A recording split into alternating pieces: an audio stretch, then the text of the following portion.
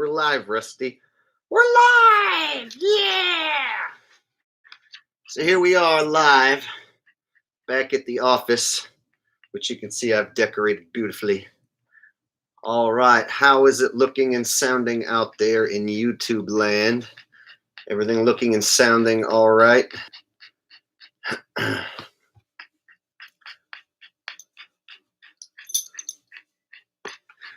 Got Rusty here.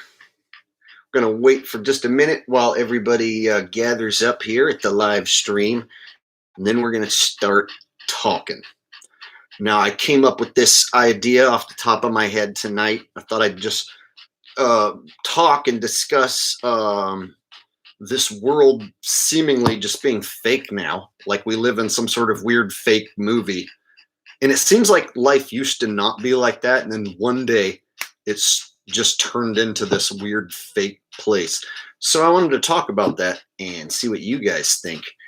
And just so you guys know, Rusty will be right down here on the floor the whole time listening in. So away we go. So we always start this thing with one of these things, and you guys know what this is. You know what we need to do. If you're here and you're watching, you hit the thumbs up at this point, and then I light this on fire and breathe in the contents, and then we start the stream. All right, this is just a little something we do called the ceremonial Tokishi of the Bolskishi. All right, I invented it. I'm the first one to ever do it. All right, let's go ahead and slam those thumbs. I want to see 25 thumbs up to get us started, and then we're going to go ahead and jump right in to today's live stream. And it's going to be heavy, possibly. I don't know. It's unscripted. I came up with the premise of what we're going to talk about, and I know between you guys and me, we're going to go ahead and kill some time here, and we're going to have a lot of fun as well. At least I hope so. So let's do this.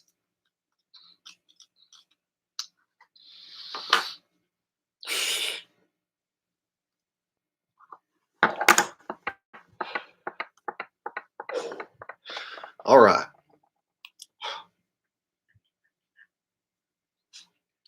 Let's do this. So, I feel like I live in the Truman Show, and it's like not even like kind of. I feel like there's this weird movie like overlaid over reality now, and it didn't always used to feel like that. And also, I feel like possibly legitimate alien species or lizard people or whatever have taken over, and they're slowly exterminating the human race. And I'm literally watching like an alien invasion takeover where aliens parading as humans or who have control over humans are totally just getting us to willingly walk up and accept an experimental chemical concoction, which does God knows what, for God knows how long, and can have God knows what effects on the rest of us who didn't take it. So just living through all this becomes more than one can handle. Can I get an amen? Anyone in the chat feel the same way? Like suddenly you live in the Truman Show. Holy crap, is this life actually really happening? It didn't used to seem like that. I remember during my middle school years and high school years, there were plenty of times it didn't seem quite like I was living in this gigantic weirdo alien takeover movie. Now, before anyone gets any wrong ideas, I don't mean aliens like that come out of the sky in a spaceship. No, I think this alien species is more like one that sticks around for generations and generations and generations, can take the form of humans, and can control the human population from the very tippity top. You know, these people, such as the Queen, they don't even seem like human beings to me. Like when I look at them, they look like there's like a lizard inside there. something's wrong. And I used to laugh at stuff like that. Like 10 years ago, 20 years ago, if you'd have said lizard people have taken over, I'd have been like, you're crazy. You need to lay off the dope. What kind of dope are you smoking? I want some of that. But now, no. Now I'm totally like, yep, lizard people have taken over. There's no other fucking way any of this could be even happening unless there is an alien species trying to fucking kill everyone. How else is any of this shit going on unless there's some sort of interdimensional species that is trying to fucking kill us off? I don't think it's just crazy humans at the top. I really don't just think that there is just crazy humans. I think there is something else, something more sinister. Can't quite put my finger on it, whether it's the devil himself, what it is. But it seems like we literally live in what seems like an actual hell disguised as paradise sometimes.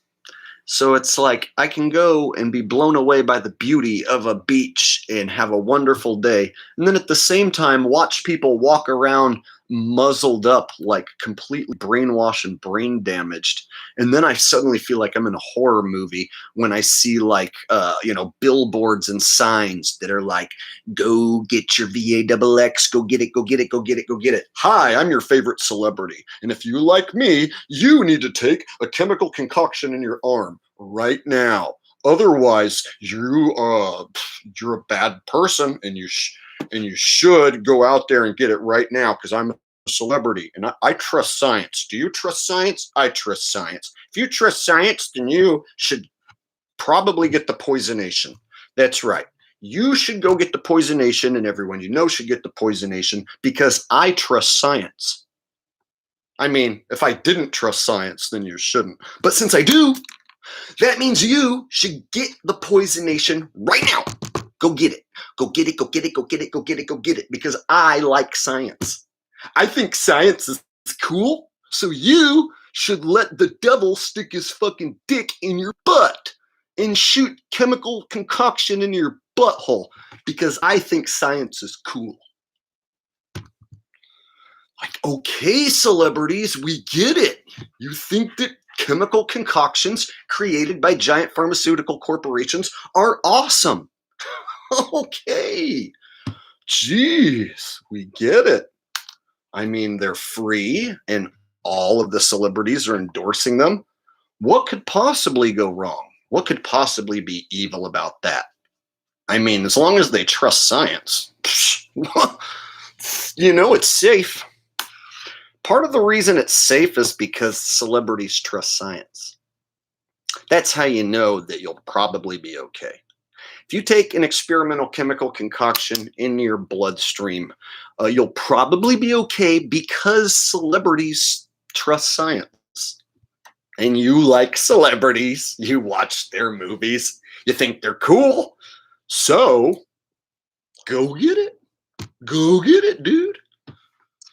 It's like, am I overreacting, or is this literally happening? No, Jake, this is really happening. You really live in a place where your friends and family are actually taking the chemical concoction, and they're looking at you like the bad guy. You live here. This is where you live. This is your reality. Welcome to the movie. The movie's called What the Fuck is Jake Gonna Do in this crazy reality? Do you guys have this similar experience at all? Like, is anything of what I'm saying reflection of your life as well right now? Like you're walking around in an actual horror movie and you are the star. You're in the movie of your life that you never thought would actually be true. And yes, it's true. And is it going to get better or is it going to get worse? Whew, depending how much of an optimist or a pessimist you are, I guess that can vary. But I personally think it's going to get a whole lot worse. So I'm kind of to the point where I'm just trying to have as much fun as possible and try not to just flip out, man.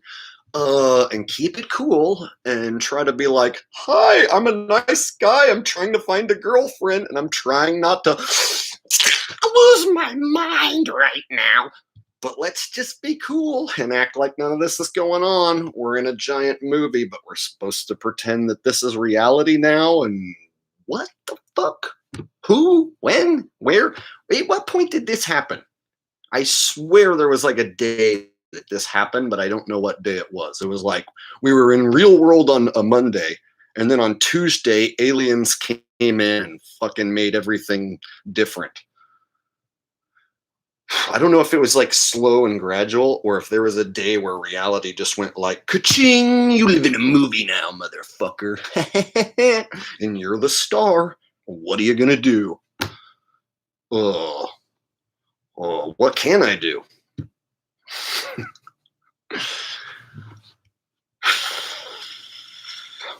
Yeah, so it's one of those streams where I had this thought like, hey, the world is fake now. I bet my subs will understand. And so now we're at the point where I'm going to go over here on the side of the screen and see what you guys are saying, because I've been ignoring it. All right, first one I see right off the bat from Flat Sabbath says, totally Orwellian. And the fact that there was like a book and movies that like all predict this, it's too much, man. It's like movies and books like have predicted all this shit basically in small ways, you know, like little bits here and there, like totally predicted all this. And then when you live through it, you're like, no, this can't be real. Like, is this really real? Yes, it's really fake real. Is it really fake real, or is it really real? So then the whole thing becomes like, well, what's the point now? Well, what's the point of life? Well, what's the point if you were to like bring in a child and then they poison the child and then you and your child die because the evil forces didn't want you here anymore and that was the point of it all? Then what happens? You are recycled back through and reborn again and get to try again? It's very confusing what the fuck is going on here and what it's all about.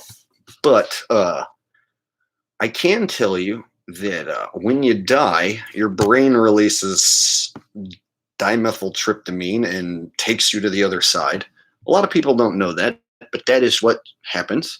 And if you smoke dimethyltryptamine while you're alive, you will basically get to feel what it's like to die and go to heaven and become God, meet God, what have you, talk to the spirits, whatever it is happens to you. Then you'll realize there's this whole other magical realm beyond this one that makes this realm look like fucking some fake stupid bullshit. So what you're living through here in this skin flesh bag is nothing compared to the magical thing that happens when you die. Now, I'm not saying go out there and kill yourself, but I am saying something really magical awaits you if you're anything like me. If you're anything like me, something very fucking magical awaits you, and it's so awesome, I can't even describe it. You would have to go smoke a hit of dimethyltryptamine yourself and figure it out for yourself. If you haven't done it, you might want to try that before you die so that you're prepared for what's going to fucking happen to you. If not, it's going to be a complete surprise when you die. The smile and laughter will be wiped right off your face. So I recommend you try dying at least once before you die by smoking a hit of dimethyltryptamine, seeing what happens, and then you'll realize there's this whole other magical world besides this one that you live in. So then the question becomes like, well, what the fuck are we doing here in these skin bags in this evil realm where alien lizard people have taken over and are going to kill everyone? Like, what am I supposed to do? Am I supposed to go on an evil rampage before I go? Am I supposed to just like watch everyone die and go hide in the hills and try to stay alive as long as possible? Am I supposed to like ration a bunch of shitty food in a closet and then like go hide somewhere underground and try to stay alive as long as possible? Like, what the fuck's the point if you are rewarded magically upon death and then shot back into the universe to relive another life somewhere else? What the fuck is the point of like trying to stay alive as long as you can to live in a shitty place where they're trying to kill you? It's a very, very peculiar existence. Having said all that, this life's fucking beautiful and I enjoy the fuck out of it. I just came off some of the best days of my life. I went and watched Blue Oyster Cult play 2 shows back to back, ate some mushrooms, fried my balls off, had the fucking time of my life. And I even have moments where I walk around and I'm like, yeah, thank you, God, for putting me here right now in this body to enjoy this right now. Yeah. Just before they played the Reaper at the end of the night, before Blue Oyster Cult plays Don't Fear the Reaper, I was dead center, frying my balls off, so happy in the moment that I looked up and I said, thank you, God, for putting me here in this fucking body to enjoy this fucking moment. And then I proceeded to rock out so hard and had one of the best shows I've ever had. And I've been to many, many shows. So I have moments where my life is so fucking beautiful that it makes me cry because of how beautiful it is, only to turn around and see people I know and love and care about who have taken a experimental chemical concoction, and I don't know what the fuck's going to happen to them.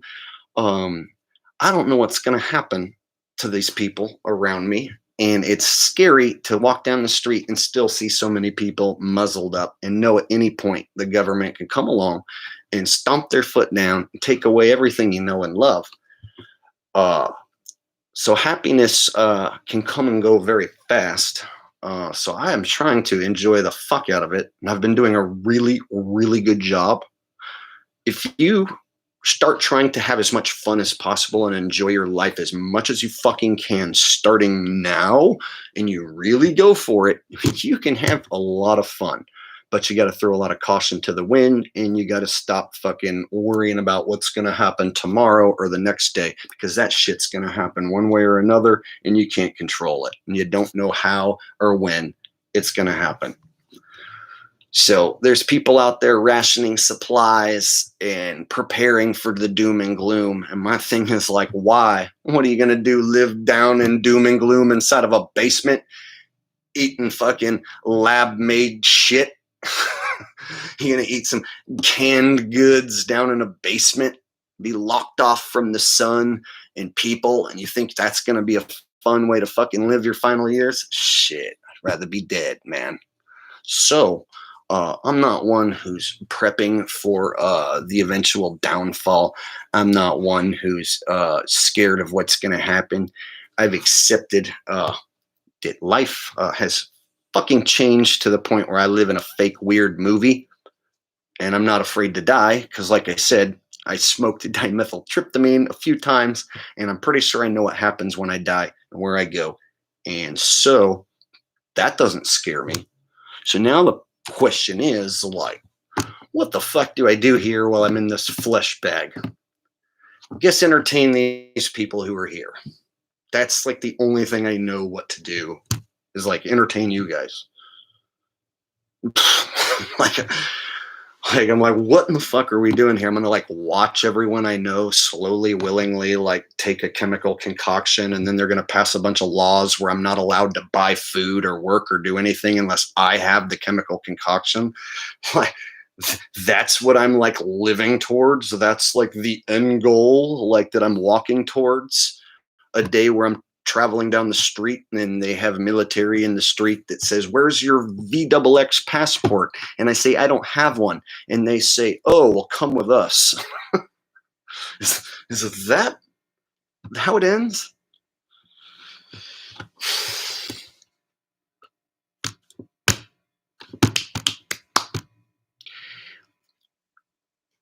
So, it's a very confusing life to have accomplished your goals in a lot of ways and still just be like completely confused of what the fuck is like going on around you and how to fix it or what the end game is. Like, what can I even do? Like, it seems like the world is too far gone. So it's hard as a truther to just be like, well, whatever, I'm just going to go eat some mushrooms and watch my favorite band. Good luck, guys. See ya. Like, I can't just like not say anything, so I still feel the urge to expose the evil. But it seems like I could expose the evil every day, all day, 24/7, and I can't stop them. Their plan is rolling right along. And it doesn't seem like there's enough people like me to form the ultimate army to fucking take back what's ours. It seems like people want what they're getting, and they're getting what they want. So, it's very, very strange to live inside this fucking body during this moment in life and not know exactly how to apply my talents and my time and what to do with it, because the things I love are controlled by fucking evil. Like if I was to start a new band and the new band picked up steam, somebody would eventually come along and be like, "Hi, I'm a guy in a suit and tie, and I'd like to talk to you about your band. Here's a contract with some mumbo jumbo. You won't be able to fucking understand it, and we'll rip you off. So now you're going to have to hire a guy who can read this mumbo jumbo correctly." And then it starts turning into a big evil corporate job, which is the opposite of fucking music and rock and roll, really. And then acting and comedy, I love being able to make people laugh. But you see, comedy is controlled and movies are controlled by the Hollywood elites. So it's like the only way to do it is on an independent level where I control every little fucking thing, which I do. But the problem is, it's just me. It's just me. It's just me. I don't have any fucking help. I have no help. So it's fucking hard to want to do so much and feel like you're limited by evil motherfuckers who control every goddamn aspect of what you have ever wanted to be. I wanted to be a fucking big time rock and roller, movie star, rock star, big time comedian. All that stuff is controlled by the most satanic and elite. A few examples. Look what happened to fucking Dave Chappelle. Look what happened to a lot of the great fucking rock bands and their singers. You know what I mean? A lot of great rock singers are just mysteriously gone. A lot of people in music, fucking the king of pop, Michael Jackson. Just look what the fuck happens between fame and fortune. And shit, I don't think it's worth it, really. When I look and see what happened to a lot of them people, I don't think it's worth it. So it's hard to be a performer, a comedian, a rock and roller, and want to succeed and get bigger. But no, the evil entities fucking control the tippity top of all that shit. It's like a plateau that you don't want to go. It's like, so anyway, I'm at a point in life where I want to do all these things, and I feel limited and stuck in ways. And I'm also wondering, what's the end goal of the world here? How long do we even have before the government just takes it all back away from us, locks it back down again, forces everyone to have a VAXX passport to do or buy anything? They're going to start with a country like Australia. And then they're going to move it into places like the UK. Suddenly, they'll roll it out in certain areas of the United States, give it a test run. And before you know it, you're going to have paperwork to go to the fucking grocery store. So the question becomes, how long will you put up with it? How long will you put up with it before you just snap and start looting the grocery stores? But then they can lump you in with the looters and basically categorize you as bottom feeder people, who are rioting and pillaging local businesses, so they can make you out to be the bad guy, and lump you in with people who are rioting and pillaging already. You know what I mean? So it's a very hard thing to be alive right now. It's like I don't know what the hell to do. Do you guys feel any of what I'm talking about? Now, again, I'm just saying all this off the top of my head. I came up with this stream today, just an idea. And Beings, I'm not fake and I'm not a shill and I don't read off of a script and I don't have my whole character and everything planned out like a lot of your other favorite fake ass YouTubers. I can just go live and start talking to you guys like you're my friend because that's what the realest motherfucker does. All right. So if I stumble over my words or have a brain fart for a moment, just remember I'm doing this off the cusp. I'm not like doing any sort of scripted thing or trying to stick to any sort of character. This is just me being real with you guys.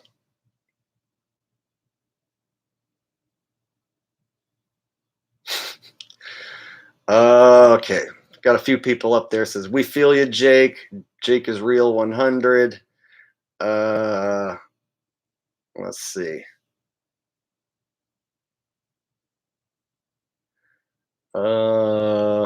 Someone says they made up the Delta variant to control people more. Yeah, you already see the wheels in motion for their next strains and what have you. And it's unlimited. They could do that over and over and over again. Oh, well, this is the magnesium monkey brain strain. It's way worse. It has little magnesium pieces, and it got like into a monkey and mutated, and then when it came out, it was like stronger and it was immune to all the VAXXs that they created. So we're gonna have to create a whole nother set of VAXXs. And you're gonna have to get one like every fucking 5 or 6 days or whatever. You're just gonna have to have an intravenous chemical concoction going into your bloodstream at all times. Otherwise, there's a less than 1% chance you might die. So I don't know about you, but I'm gonna have Pfizer intravenously poisonating my bloodstream 24 hours a day so that there's not a 1% chance that I die, which basically will make me immortal. I'm gonna live forever, you guys. Gonna put the Pfizer right there. I'm gonna shoot it in there, just 100%. I'm gonna like replace my blood with Pfizer chemical shit, whatever it is. I don't even know.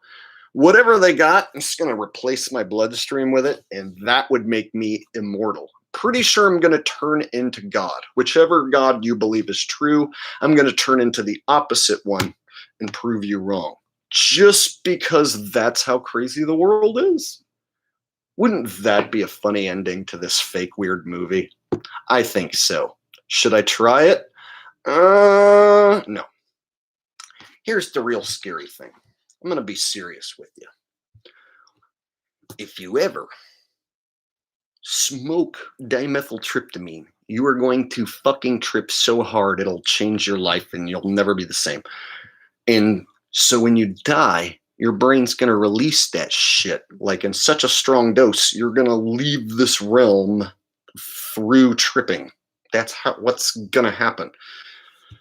So I propose that the jab, the chemical concoction, might stop you from having that final DMT release and getting to leave this place and go to where you come from, to where you are reincarnated and shot back into the world. Let's just say if you take the jab, they might have a way to stop your natural death process from happening, and you won't get to go where you are supposed to go. Now, does that sound crazy? Yeah, but at this point, what isn't crazy? What isn't crazy anymore? So, like I said, if you really want to find out what it's like, you should probably smoke one big hit and see for yourself. And then run to the scenario where those who have taken the jab don't get to have that process naturally happen to them when they die. And thus, what do you have? Some sort of soulless zombie? Don't know. Somebody says, I'm wondering when you're going to start crying. Every once in a while, I'll just start crying, but like I'm so comfortable with myself, like I can just like cry and then wipe the tear and then be fine and not even give a shit. Like when I'm at a Blue Oyster Cult concert, usually like after they finish playing "Burning for You," I'll usually have to wipe away a tear. Like when they get into "Burning for You," I usually, as I'm singing, will be like, "I love this song so much," and I have to fucking wipe away a tear. But I'm okay with it because it's like life is beautiful, and I've lived a fucking beautiful life, and I've had an awesome time here, and I've come to a lot of conclusions most people will never come to. I've learned things most people will never learn. And I'm hoping that I'm teaching you guys in the process so that you can get to a point where I'm at where you feel comfortable with the uncomfortable feeling of watching people you know and love accept a chemical concoction from a giant pharmaceutical corporation that is run by fucking really strangely evil people who don't even seem like people. They seem like evil demonic entities. And the fact that all this is really, really, really happening is really, really fucking scary, trippy, and surreal. And at what point did it all happen? It didn't seem like this.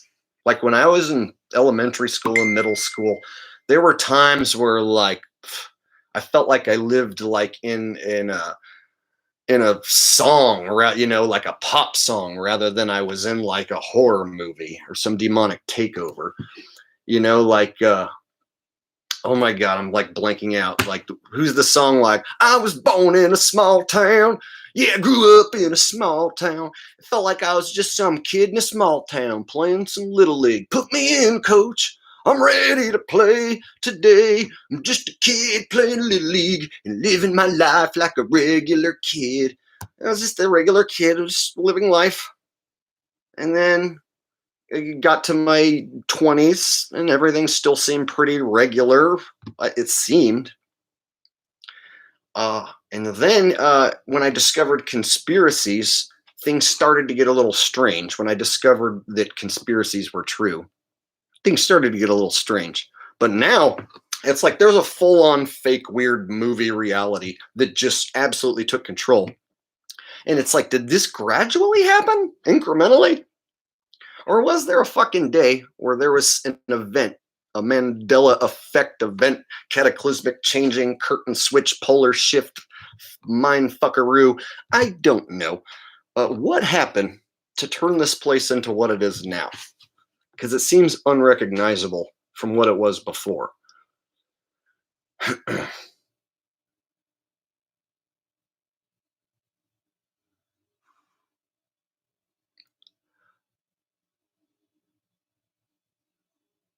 Zoom Truth says, when I go to the beach, it almost all disappears. Yeah, me too. I'm drawn to the beach too.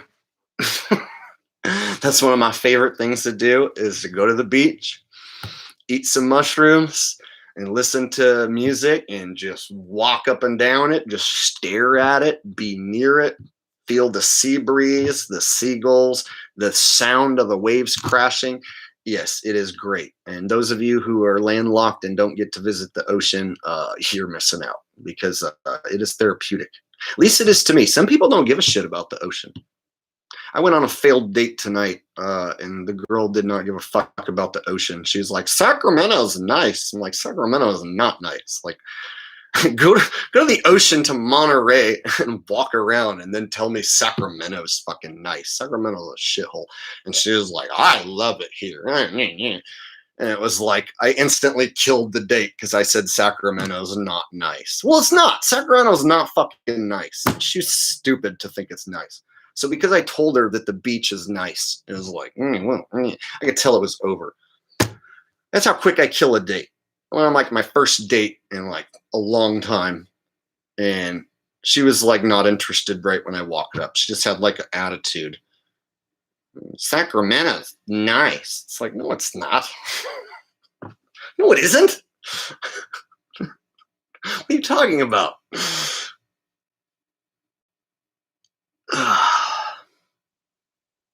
She was a normie. It would have never worked. In fact, one of the questions she asked me before we went out, she was like, you're not one of those Trump people, are you? I'm like, no, not even. But I was also thinking, like, I'm so far, far, far, far astronomically right that I make Trump look like a liberal. So yeah, I'm just not going to say anything.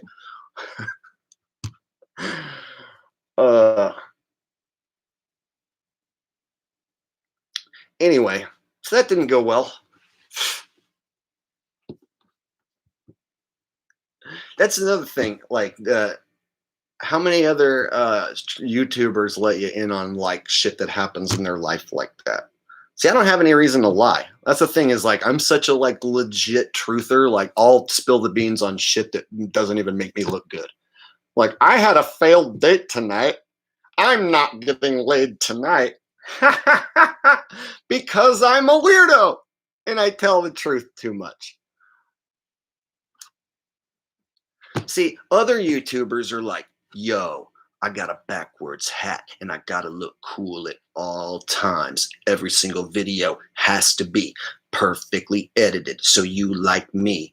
That's right, it's a character. I can't be real and just smoke with my subs and talk to them. No, I gotta be a character all the fucking time. Yeah. Whatever, dude. Whatever. Whatever. I wonder who I'm talking about.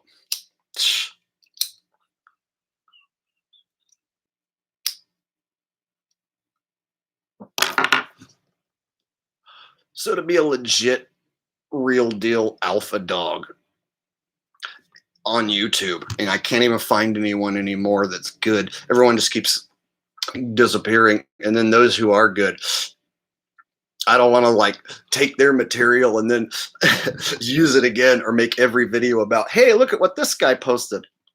So there's hardly anybody I even enjoy anymore. It's like I hardly even find inspiration on what to make. So it's always like I have to dive into fucking bad news that I don't even want to hear so that I can make a video. I have to dive into shit I don't even want to know just so I can make a video about it. It's like, let me find some bad news today.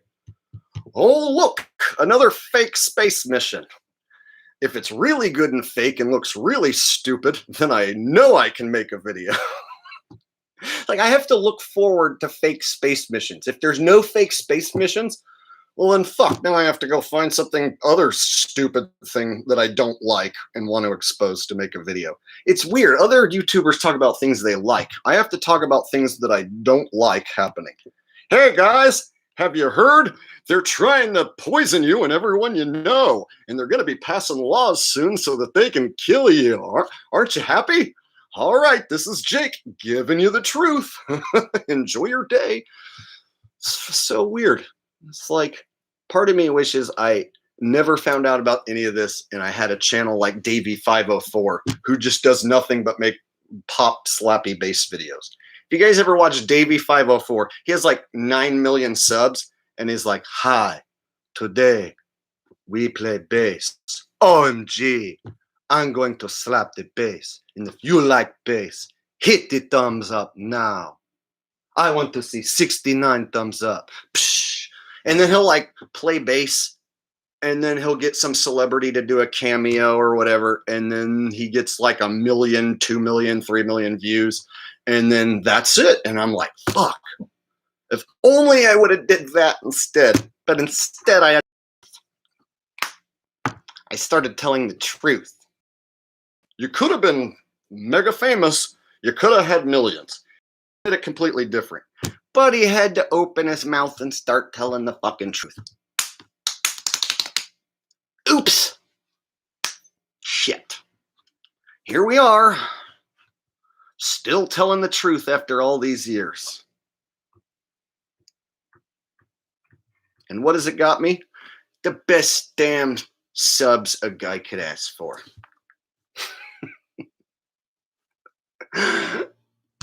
Zoom Truth says truth YouTuber equals poor. Yes, totally. I do not survive on YouTube alone. I survive because I sing money into existence. I'm back singing in nursing homes again. I sing money into existence.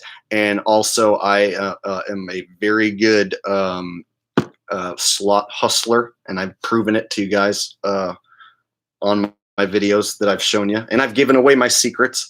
So between those two things, I'm able to stay afloat, and then YouTube is just a little side chunk of the pie. You can't rely on YouTube. You can't. But there are channels out there who do make their full living on YouTube, and they do quite well. And some of them just do simple stuff that aren't, it's not controversial at all. There are channels out there who do something that you probably would enjoy doing, and you could basically make money doing something you like that's not even controversial.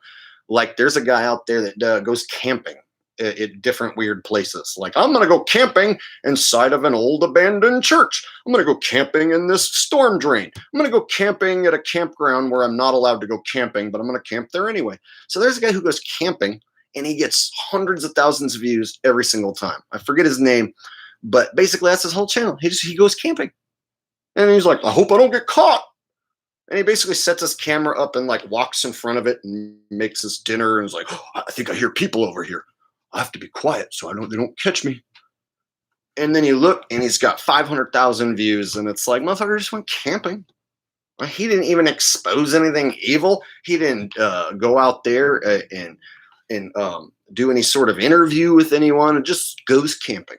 And has a shit ton of subs. Makes way more on videos than I've ever made over here. And then you're sitting there thinking, fuck, I could have started a channel where I just go camping. And that could have been my job. Like, so it's motivating to see what you can do out there in the world. And so whenever I see someone bitching about not having a job that they like, it's like, just look on YouTube. There's somebody doing something that you like, and they're getting paid for it.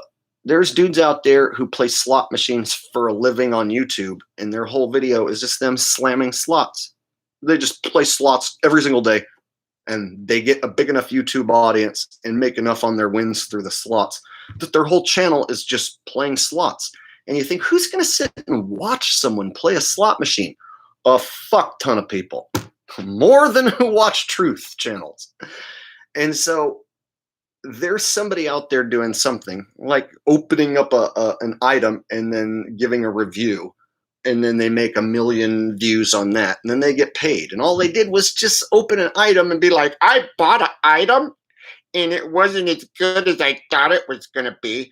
If it was better, then I would have liked it more. And they get paid like $1,000 for that video.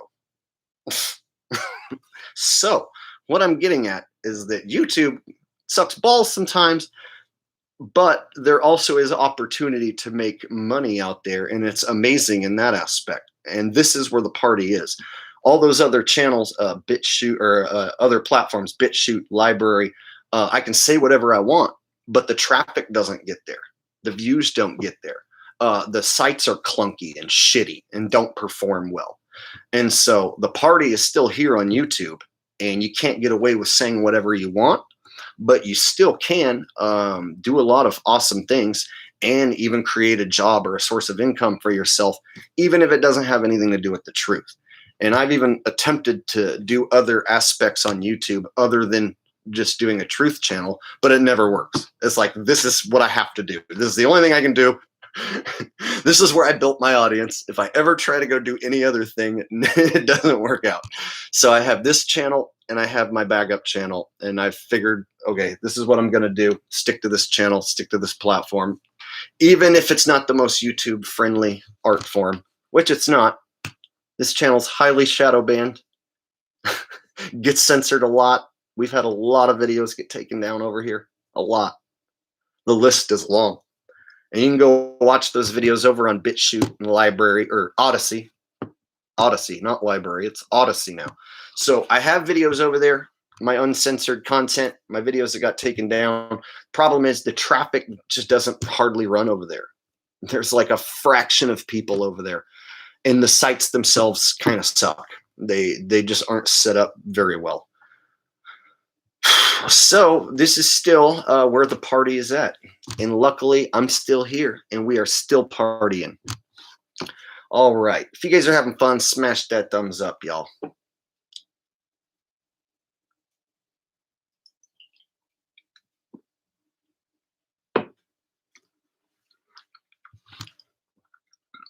Spider-Man says that light bulb must be putting out a lot of heat. I'm in a stuffy office, and usually I have a fan going because it is summertime. so I could turn my fan on. It makes a little noise.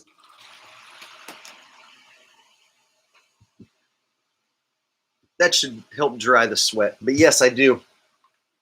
I have a desk lamp because I'm pro. Some pro YouTube shit. See? This is what a pro YouTuber uses. I've been around since 2016, yo. I got an office with a blank white wall and a desk lamp.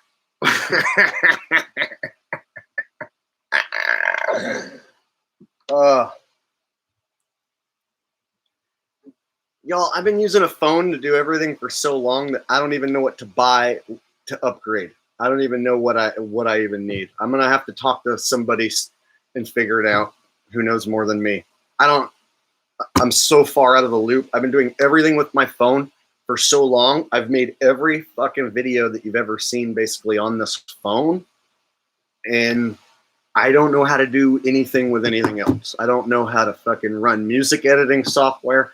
I don't even know how to run the stream with a bunch of shit on it. That's why when you see my streams, it's just me talking on the camera. I just don't know how to do anything outside of make a video on my phone.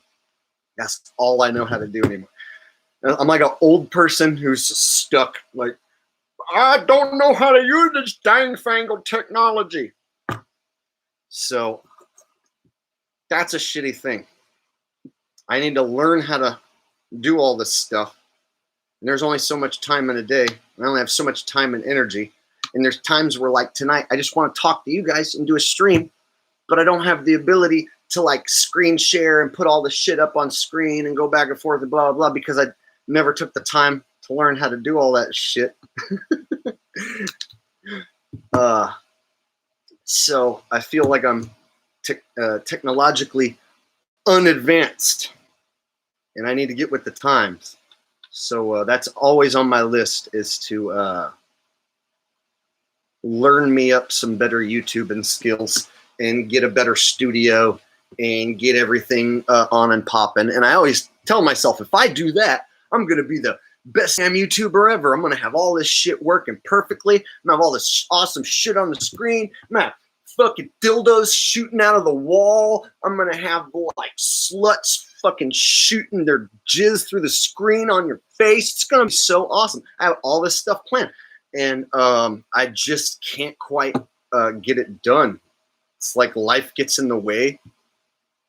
You ever feel like you want to do all this stuff and then life gets in the way and you're like, I'm going to do all this stuff.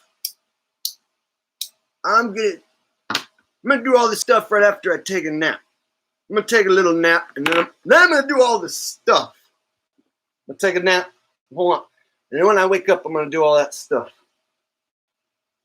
You're like, oh, what time is it? Fuck. I got to take my dog out. And then after I take my dog out, I'm going to do all this stuff. Then you take your dog out, and then you're like, man, I'm all sweaty and tired now. I need to take a shower. And then I'm going to do all this stuff. I'm going to take a shower. And then I'm like, man, I'm going to do all this stuff right after I take one more little nap. I'm going to take one more nap, and then I'm going to do all this stuff. Ugh. Rusty needs to go out on another walk. I'm going to go out on another walk. And then I'm going to do all this stuff right after I take Rusty out for this walk. Take Rusty out for a walk. Hey, I'm going to look for something to talk about so that I can make a video. Yeah. I need to talk about something. So I need to find something bad that happened that I don't like so that I could talk about it to my audience. Yeah. And then I watch a video that has nothing to do. Like I'll get on YouTube and it'll be like a wrestling match from like the fucking 80s. It'll be like Hulk Hogan versus Ultimate Warrior at WrestleMania 6. You want to watch this? And I'm like, yeah, I want to watch that again. And then like I'll watch that and then I'll be like, when I get back, I'm going to do all that stuff. And then I get back and then I try to find something to watch on YouTube and I can't find it. And then I end up watching a bunch of random shit that I didn't even really want to watch. And then I smoke and fall asleep again. That's always what happens. It's like there's no way around it. It's like if I had a manager who could crack the whip and be like, here, we have the song set up and ready, now sing. Ready? Here we go. Ready? 1, 2, 3, sing. Then I can do it. But if it's like it's all on me, like I have to do everything, it's like I slack too much. I'm too much of a fucking slacker. I can't help it. Too much pressure. I have to be my manager, and I have to be the talent, and I have to be a YouTuber, and I have to be a singer, and I have to go kick the casino in the balls. And Rusty is like constantly always wants to go on a walk. It's like, fuck, dude. I don't even know what to do anymore. That's the life of a YouTuber who tells the truth.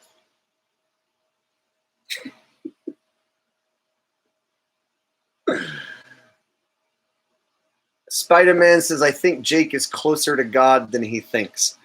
Dudes, I've done told you, if you ever smoke a hit of dimethyltryptamine, you will either meet God or you'll turn into God in some instances, or you might meet all these other life forms and go to some other thing that changes your mind on God. And so you don't really know until you know. And one of the reasons why I'm a lot closer to the God force or whatever it is than people understand is because I've smoked dimethyltryptamine and basically like died and came back to life. And so I already kind of know what happens. And so basically when Mike Tyson did an interview about when he did the toad venom, he did some toad's venom, and he said, you get to be God. And one of the Paul brothers, Jake Paul or the other Paul, one of the Pauls is like, oh, you get to walk beside God? You mean you get to feel what it's like to maybe, and he's like, no, you are God. Mike Tyson's like, no, you're him. You are him.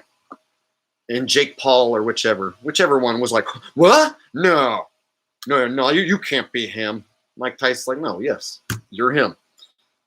Yeah. And I know that goes against a lot of people's very narrow Christian view. And then they're like, you're the devil. You need to find Jesus Christ. Meh. And hey, whatever. Maybe that's what happens to you. I'm just saying that didn't happen to me. And then there's been some ignorant people who have been like, Jake, when you smoke drugs like DMT, you're being influenced by the devil. And it's like, dude, DMT comes out of your brain when you die. DMT comes out of your fucking brain at night and makes you have those weird dreams. So a lot of people don't know that. They've never done any research. They don't know that. And then they're like, you did drugs because you were influenced by the devil. So anything that happened to you was all the devil's influence. And it's like, no, that is incorrect. So again, if you haven't smoked a hit of it, then you don't know. And you will never know until you die. And then you're going to fucking know. You might even remember that moment that the asshole told you so. So, funny enough, old Eric Dubé happens to talk about a lot of what I'm talking about, but he does it in a scripted form and brings up like ancient cultures versions of it. So you can hear everything about what I'm talking about, but in a very scripted format from the ancient culture's point of view. Eric's point of view of what the ancient culture's point of view of psychedelic death. You can go over there and get his interpretation, or you can get it straight ahead from somebody who's done it and lived it and had their own personally unique thing happen. And well, it's not totally personally unique because a lot of people have reported similar things, but I basically just give you my account as best I can. No script, just as best I can fucking remember it. Let me tell you what, it's hard to remember. You ever wake up from a dream and you instantly start not remembering it? Strange like that. You wake up from a very vivid dream and then it immediately starts to leave your memory. And then when you try and recall it a week later, a month later, you have to start filling in the gaps and even making up shit. And that's like a DMT trip, but except the DMT trip is like on steroids times infinity.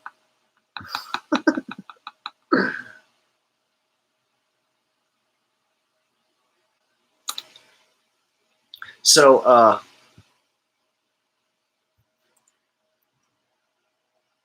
yeah, we started the stream by discussing that this reality seems at one point to have been replaced by a fake reality. And if it did, uh, when did that happen? And why did that happen? What are we going to watch take place? Are we really going to watch everyone we know and loved who took the jab like die?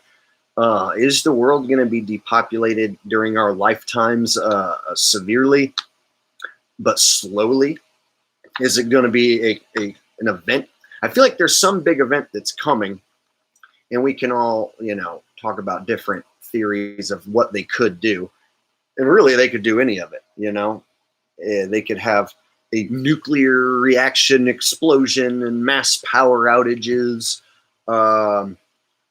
Who knows? We could have the Orange Man come back into office on the next presidency and totally flip the script and get people to start rioting in the streets again. These controlled riots, and then he could lock us down. He could have Trumpers begging to be locked down. See, if Trump was to come back and then they were to have black people in the streets rioting, across America, then he could call for martial law and even get the Trumpsters to be like, yeah, we want martial law. Let's lock this son of a bitch down. Yeah, Trump, take control, Trump. Yeah. I could see a whole lot of crazy shit going down in the near future to where no matter how you plan your life out, there could be some curveballs that get thrown your way that totally fuck with your plan. And so I try not to think too far ahead in the future because, there was no planning for 2020. I did not know 2020 was coming in 2016, 2017, 2018, 2019. I had no idea what was going to happen in the degree it was going to happen, the ramifications, the aftermath. Had no idea. There was a time I was bored with YouTube because we were just talking about same old shit. And then 2020, we have, the boogeyman disease, plandemic, scamdemic, what have you.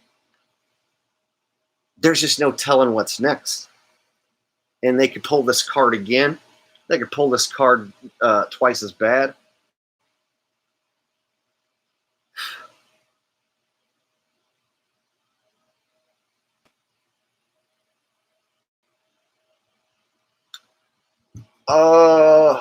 Daniel Funk says more crazy shit is coming. I think that's a safe bet. If you were to have two sides, would you like to bet no more crazy shit's coming or a lot more crazy shit's coming? That would probably be the best bet, right? I wonder if they're offering odds on that. Yeah, I'd like to put 50 grand down on more crazy shit to happen instead of less crazy shit. That was stupid.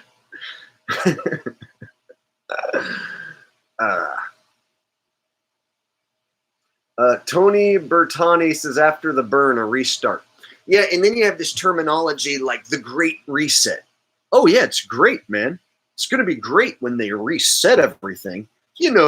Murder all the humans, and then you're down to just a very small amount. And then, you can totally reset everything and be one with nature again and battle global warming and stuff. Yeah, it'll be totally awesome to have a great restart. Yeah, reset. It'll be great reset. I don't like it. It's like rolled out for you to think in the end that that's a good thing. Too many people are down with yeah, population big. Let's get rid of them. Yeah. Too many people are down with the plan.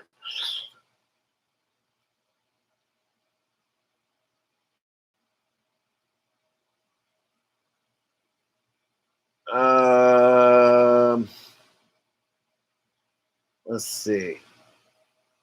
Frying Balls says, I knew Frying Balls was smarter than going to school. His channel's name is Frying Balls. And he says, I knew that Frying Balls was smarter than going to school. It is. That's even a grammatically correct thing to say, in my opinion. I would totally agree with that. In fact, I learned so much on psychedelics, so much untaught information, so many lessons that I would never get in school. And there's people who've never taken any psychedelic who like to think that they have as much knowledge and have as much experience in the world as someone who has.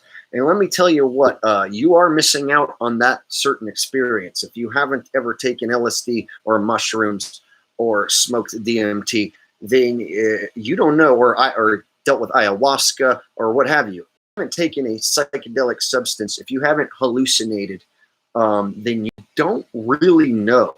And you think you can imagine it. Sober people like to go, well, I'm smart and I read books and I have a good imagination, so I'm pretty sure I can imagine what it's like. Like, no, you fucking can't.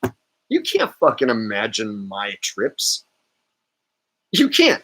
I can't even explain them to you and make you imagine it. You'll never know what it was like to be inside my body and fry your balls off and have the best fucking time of your life. You will have no idea. You'd have to do it for yourself.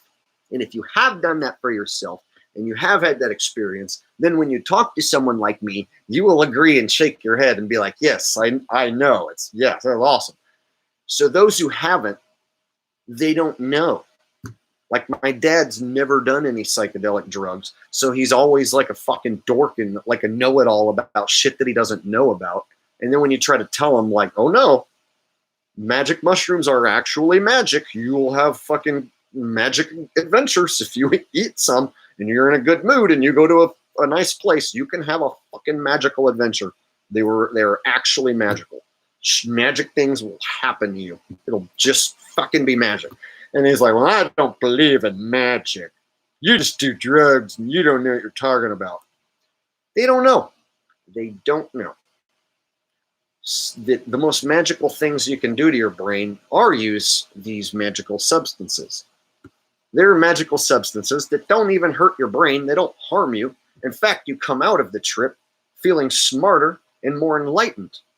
And so when you tell a sober person that you ate acid and you had the fucking time of your life, and that when you came out of it, you felt like you had gained like 10 years of experience and knowledge, they'll just crinkle their nose at you and be like, yeah, well, you just fried your brain and you just think you know all that stuff. And you just think that you learned all that. I read a book and didn't take acid, and I'm smart as you. And I can imagine what it was like when you fried your brain. No, you can't. You can't fucking imagine. That's what I don't like about people who've never fucking done all these drugs that actually expand your mind and can make you smarter. They can basically turn a regular person into a fucking genius. They can. You can actually be a regular guy and then start talking like a fucking genius who has experienced life beyond anyone's realm of imagination by taking these substances, and people have done this.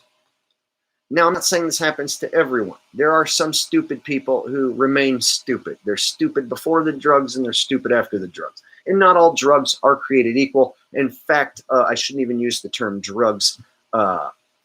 Psychedelics such as mushrooms, ayahuasca, DMT, LSD, these are tools, learning tools, healing tools, life tools.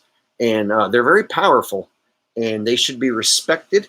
And if used accordingly, they not only can make your life better, they fucking will make your life better in a lot of ways. I would not be the guy I am today. I would not be talking like this if I didn't do all those psychedelic drugs that I did. In fact, I just recently did some last weekend when I went to go watch Blue Oyster Cult. Some of the best mushroom trips of my life. So beautiful, it brought me to tears. So anyone who stands back and points the finger like, oh, well, you're doing something bad, that's bad for you. It's like, it can't be. It can't be so bad for me that I'm having the time of my life and brought to tears by the beauty of it all. That's can't fucking be bad. You know what would be bad is if somebody was to get into like smoking meth, lose everything they have, and then like be homeless on the streets and begging for money or something.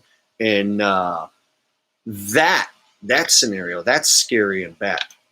In those instances, I agree. That drug is evil and bad, and can turn somebody into a total zombie on the streets in a very short time. You can take a person who has their shit together, and if they get hooked on a real bad drug, meth, heroin, what have you, it can absolutely ruin their life forever, very fast.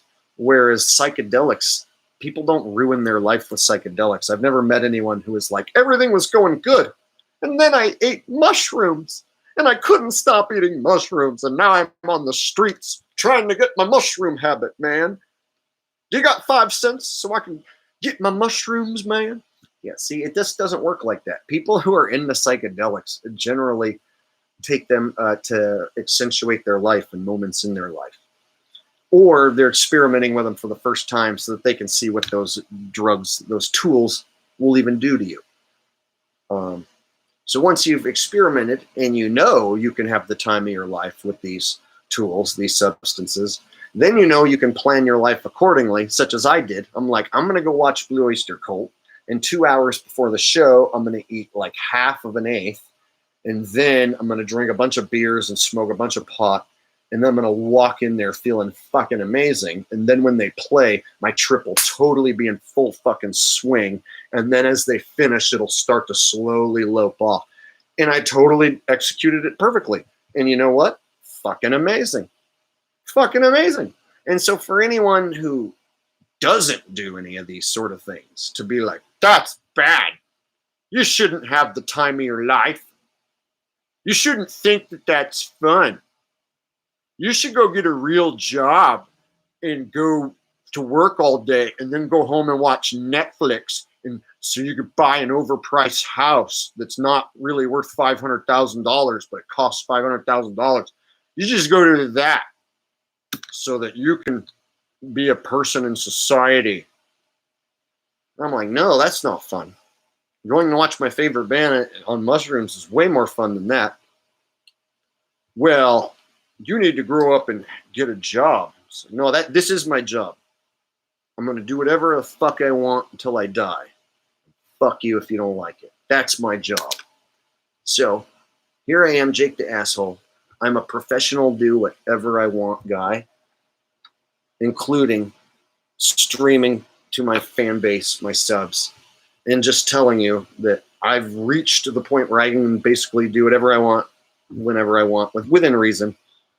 And I'm pretty sure I live in the Truman Show, where lizard people or aliens have taken over, and they're basically going to kill everyone. And I have no choice but to fucking party, man. The fucking party. Just fucking party. What else is there to do?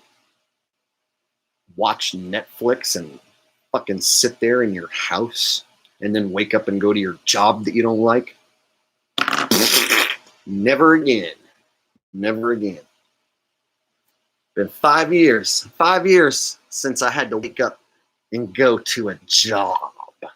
Blech. 5 years.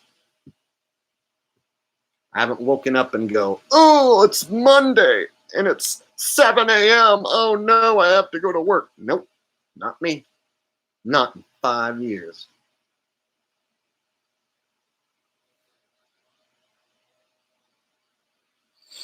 So this much freedom is confusing, and it's dangerous to a lot of women, because they're like, holy shit, a guy who does what he wants and doesn't have a 9 to 5.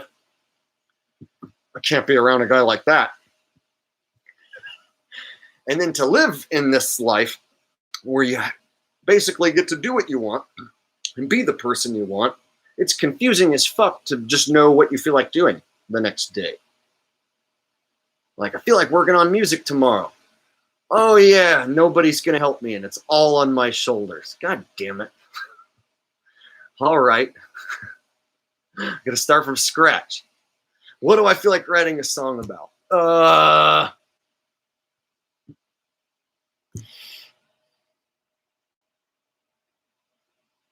Someone says Jake needs lighting. I need it all. I need all of it.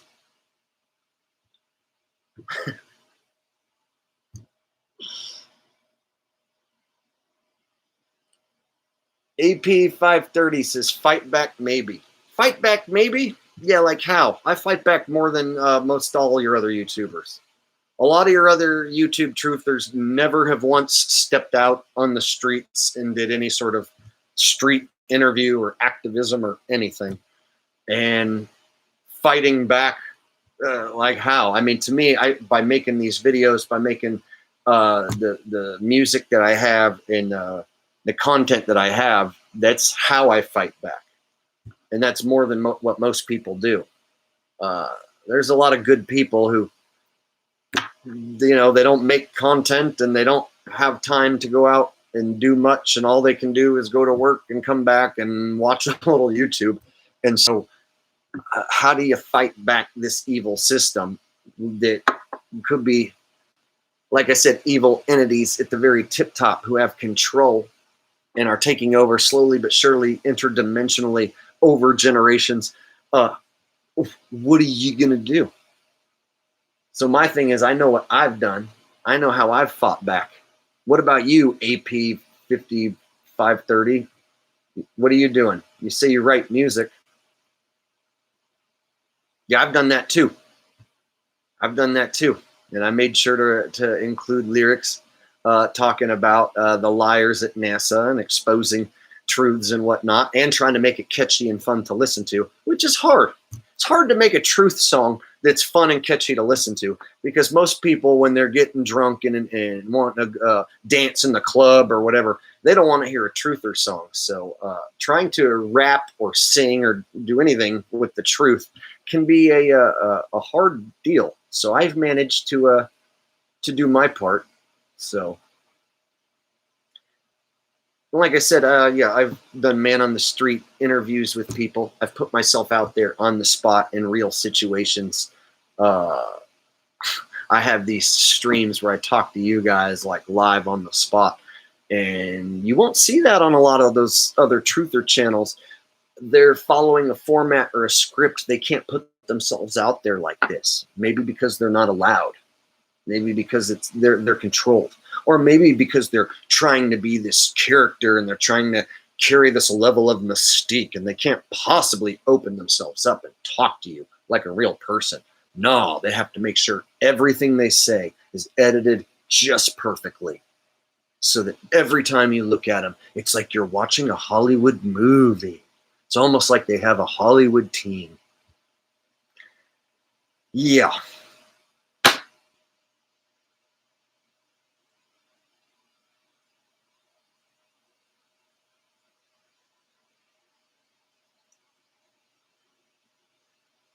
Jack M says we should separate ourselves from the system, but it's designed to create dependency. Most of us couldn't survive outside their satanic system now, and we won't even try.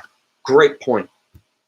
You know, to go live off of the land, off of nature, damn near impossible now. And to go like try and make it like without civilization in some way or another. It's like you have to come back and get supplies at some point. You have to come back, it seems like, and have to go to the store, restock, what have you. So to try to separate yourself from the system is damn near impossible. I'm a performer. It's in my blood, in my soul to fucking perform, and I can't do that if I go live in the woods. I have this phone that's the most evil thing and the most helpful thing in the world. This thing listens to me and spies on me and is in control of me, but at the same time, it allows me to make content for you. It allows me to show people what it's like to live in my shoes. I've made so much content with this thing. The reason you guys are fucking here is because of this. Because I had this. I wasn't using another camera. This is it. It was a iPhone. Not the exact same iPhone, but I've had two iPhones over the course of this channel, and I've made all my content with it. And so just that alone, you guys are here because of that, me using this damn phone. and having this platform in the internet to do all this for me to even entertain you. So I can't even do this without the system and the electricity and the internet and all this shit. So I need their gadgetry, and this internet and all this shit to work correctly, even though I have no idea how any of it even really works. I need it all to work correctly so that I can talk to you guys. Otherwise, I'd be extra fucking lonely. This thing won't make much noise if it's not plugged into an amplifier and have a speaker. And so this electric instrument won't make enough noise to be enjoyed by anyone watching it or to play with another band if it's not amplified. And so even something as like your electric instrument requires you to be plugged in and use electricity generally created by electric companies, aka the man, right? So everything that I know and love and do in my life, I have to use computers and phones and gadgetry, electricity, internet, lights. So what are you going to do? Fight the system? Like, I can't make all this shit myself. I can't be like, I'm going to go start my own electricity free thing and all my electric devices. I'm going to make my own. I'm going to do all this myself. I can't do it. I mean, I don't know about you guys, but having a map on your phone is life-changing. You guys remember what it was like before you knew where you were at? So the man knows where you're at all times. But the fucking cool thing is you know where you're at. Like, I used to be afraid to go to big cities because I was afraid to get lost. Like 15 years ago, if I had to go to San Francisco, I'd get all nervous and be like, fuck, dude, I have to print these pages of directions. And if I make one wrong turn, then all these pages of directions are worthless. And then I'm lost in a big ass city and I'll lose my mind and go crazy. And then I have to get out and ask people for directions. And then you like get out and you ask like a Chinese guy at a store like for direction. And he's like, I don't know. I live in San Francisco and I live inside the store and I never go nowhere. I have no idea. And so there was a time where 15 years ago, you could like make one wrong turn and then be lost for hours. Like hours. You could like fuck up your whole day if you made one wrong turn. Whereas now you can just be like, ding, ding, ding, and it'll just course correct you. And everything's fine. Like that was an actual dilemma. I'm not kidding. 15 years ago, 10 years ago, you had to print your directions. And if you made one fucking wrong move off those directions and you didn't get it right, it could screw you up for easily a half hour, an hour trying to get back to where you were and get straight again. And it was like, now it doesn't even matter. I can purposely just make wrong turns and it'll just be like ding, ding, ding, course correct, ding, ding, ding, course correct, course correct, course correct. And I'll eventually get there. That's awesome. It's game changing. You know why that's game changing? I can go to any city. I could go on Jake the Asshole tour and come visit any of you guys anywhere because of the fucking phone. And I wouldn't have been able to do that 15 years ago trying to print directions everywhere. I'd have had to have winged it in a lot of ways, you know? It was a whole different ballgame.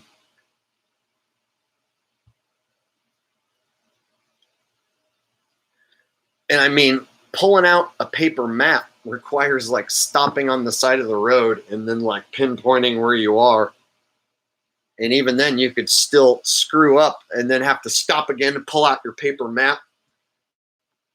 Remember looking at you have to be old to have looked at a paper map. Anybody who's young who happens to be there is going to be like, a paper map? Okay, Grandpa Gibson. Jake's officially a grandpa. He's talking about when he used to look at a fucking paper map. Did you used to talk on a landline too, Jake? Yeah, I did. I used to talk on a landline. I'm a fucking old-ass grandpa. I talked on a landline. I printed directions. I had to go into gas stations and ask people where I was. Hi, do you know where I am? Can you tell me how to go back to where I know where I am?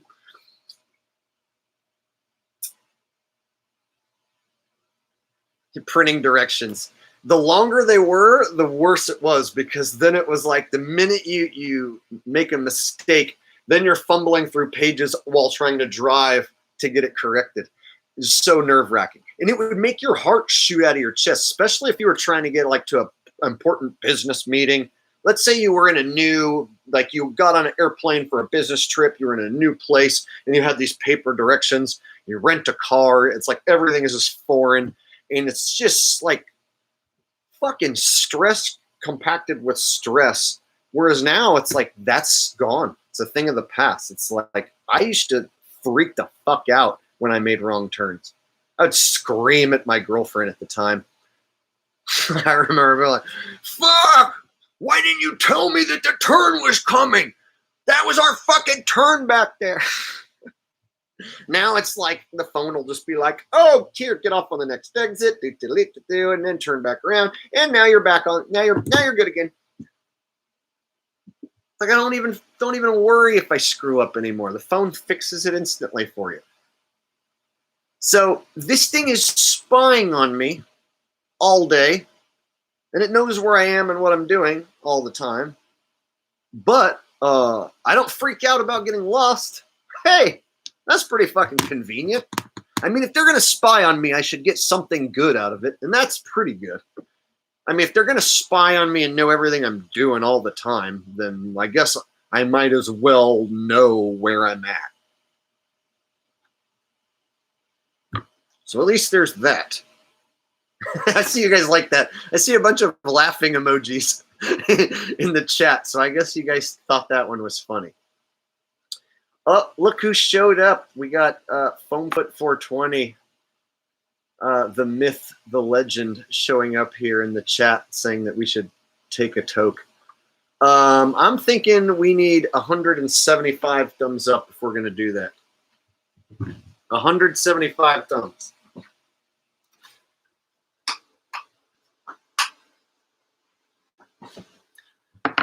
All right, I see 168.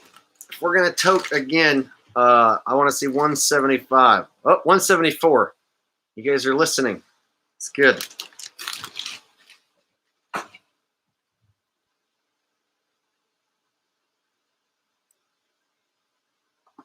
I'm just going to take a little one because if I get too high, I start to trail off, and then I lose my enthusiasm and my intensity. And then before you know it, I'm just like, yeah, man, fucking shit is fake.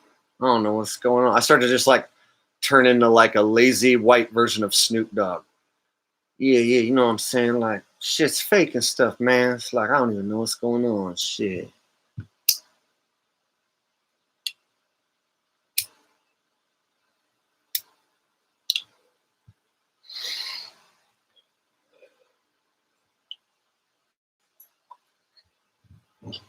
All right.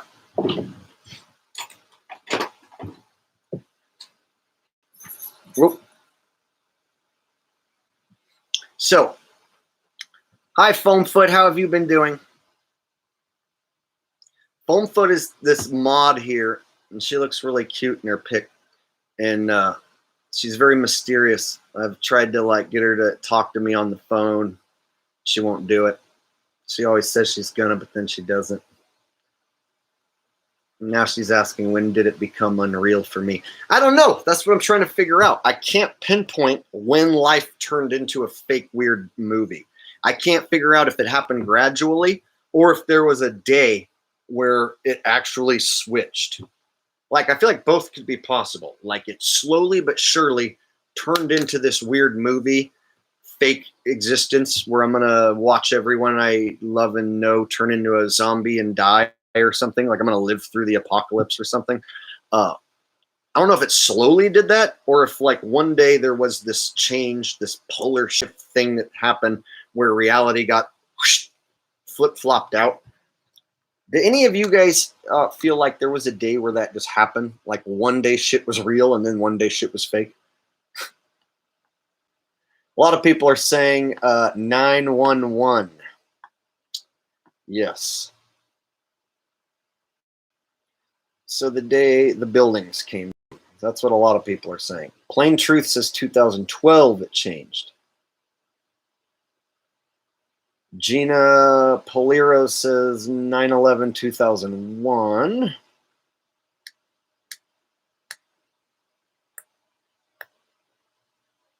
Frying Ball says it's been fake.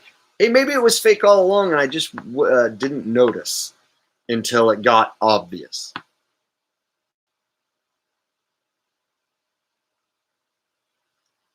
But I really feel like now there's this surreal feeling that follows me everywhere. It really does. And my life is like a combination of like beauty and like scariness. It's like I'll be in a beautiful place one day on the beach, just loving life. And then I'll be back home around Sacramento and I'll be in an area that's like hood and gross and there's trash on the ground and fucking bums on the streets and despair, and I see the bad side of things and the bad side of life. And then I can take a short car ride and then go be in paradise where nobody's in pain and despair. Everybody's fucking happy and having a great time. So it's very strange to like in one day even like you can go from like the hood to the burbs and just see how life changes from it being like a nice, beautiful day to take a casual stroll down the streets versus, hey, I'm a white person and I can't take a casual stroll down the street. Somebody might fucking mug me. So there's a lot of despair in the world and there's a lot of fucking beauty. And it just kind of depends on where you find yourself. And some people are born into the pain and despair and they never get to see what it's like to live in the beautiful side of life. And so I'm blessed of being able to go and do lots of fun stuff and be in a lot of fun places. But I'm still reminded each day that, man, the ghettos are getting worse. The homeless encampments are getting bigger. Have you guys noticed the homeless encampments around the big cities are getting bigger and bigger and bigger and bigger? So like when I travel around a lot, I'm seeing a lot more people in like RVs and stuff that are like broke down on the side of the road in an encampment with other RVs. You'll see like there's like an area of Sacramento where it's just like anyone who has an RV that can't afford to drive it around or whatever, like they're basically living out of the RV. They all park in these same areas that are really shitty and shady, and it's scary. And then there's places in LA like Skid Row. It's just like the most giant homeless encampment you ever saw. And it's just truly hell on earth for those people. And gee, you can see some videos here on YouTube if you type in, Skid Row, Slab City, or any of these places. It's hell on earth. And then you can also turn around and see, there are billionaires who have mansions that are so big that it's just unfathomable that we live in this place sometimes, like where one person can be so ungodly rich, and then there also be this giant homeless encampment that's just ever growing, just getting bigger and bigger and bigger and bigger. And the gap between the poor and the rich is growing like extremely fast, especially over 2020. They eliminated a lot of mom and pop shops. They got rid of a lot of the middle class and shoved them down to lower class. Meanwhile, all the giant corporations profited. So the gap between the rich and the poor, it's going so fast. And I know I'm talking about a lot of stuff and intertwining a lot of stuff together, but that's just what I do because I'm ranting.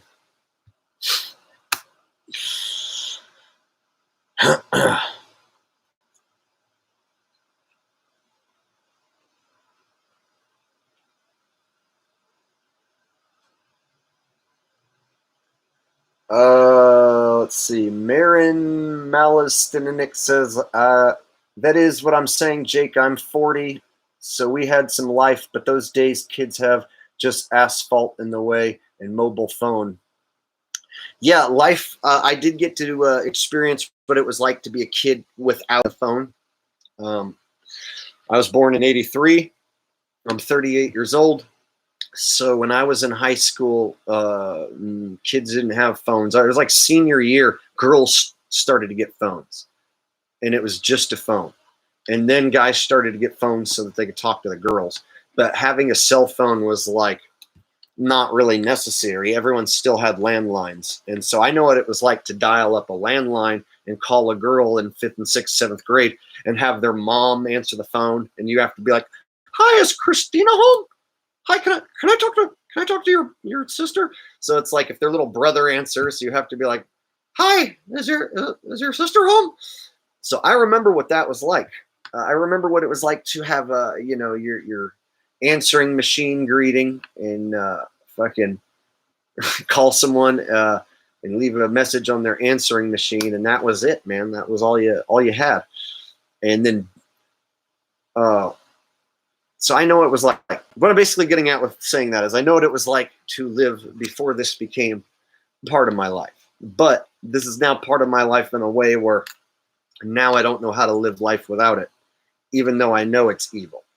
Like, how am I supposed to live without this thing? If I'm going to make content for you guys, I would still have to have a video camera, and I would still have to upload that content onto the internet. And so and then I would still have to be able to make phone calls to do my job and live my everyday life. And I would still need to be able to have the GPS system so that I don't get lost when I'm out driving around and stuff. And so if I took all these things away, my life would not be fun. So that's the problem, is like, how do I get rid of this evil phone and this evil computer and this evil internet so that nobody can track me, so that I could go live alone in the woods? How fun is that? And so that's the problem with all this prepping or planning on, moving off grid or whatever. It's like, you have to, if you had an entire tribe of people with you and a system built up like Native Americans did, to where you could go live a natural human life, hunt, eat and live, and just have every day be about just being alive and hunting and eating and staying alive. If you were able to live a natural existence like that, like, Native Americans did, like natural men did, hey, that'd be cool. But I think that if you grew up not doing that, to try to do it now, like for me to try to go live like a Native American person, this is not even a fucking option. I don't even know how that, it's like not even something I can fathom. You know what I mean? So if you were born into that, a natural way of living, and that's the way it was, then yeah, that would be beautiful. But to go like try to live like some South American Amazon tribe who doesn't have any connection to the outside world, and all they do is just fish and eat and live. I don't know, man. I don't know if I could do it.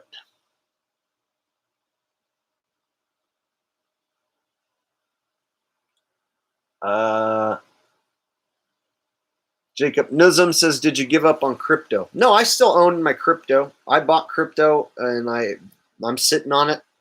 I'm not like desperate to sell it or cash out, so I'm just sitting on what I own, and it's been going back up lately, so that's been good. But I don't talk about crypto anymore, so I'm not going to give any crypto advice. I'm not going to talk about what I own, how much I own, what you should buy, what you shouldn't buy, what you should sell. I'm not going to do any of that. So I did a small stint with a crypto channel, decided it wasn't for me, and then I wanted to spend my time doing the asshole channel and Jake Gibson channel, and I just don't have enough time to do crypto channel. So I own some, but I don't want to be a crypto channel. There's plenty of other channels doing that. So yeah, man, I still own my chunk. I'm just gonna sit on it.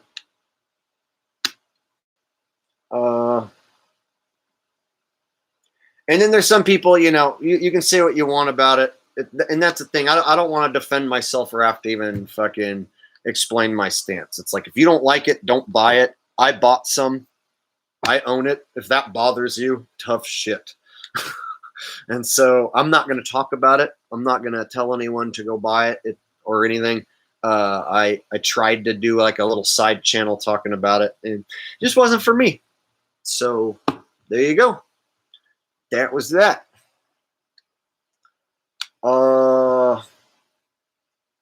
Voice says, how much water do you drink in a day? Not that much. You're not supposed to drink too much water, believe it or not. If you drink too much water, you can dehydrate yourself. The myth like that you need to drink like all these glasses of water a day. Water is like a solvent. You'll pee it right back out, and then you can actually leach your minerals out of your body by doing that. And so I try not to drink too much water in a day, and I'll drink, I like to drink milk. I like raw milk when I can get it, and I just like milk in general. And I really like drinking half and half, like real thick, creamy half and half, because I put half and half in, and I drink coffee in the morning.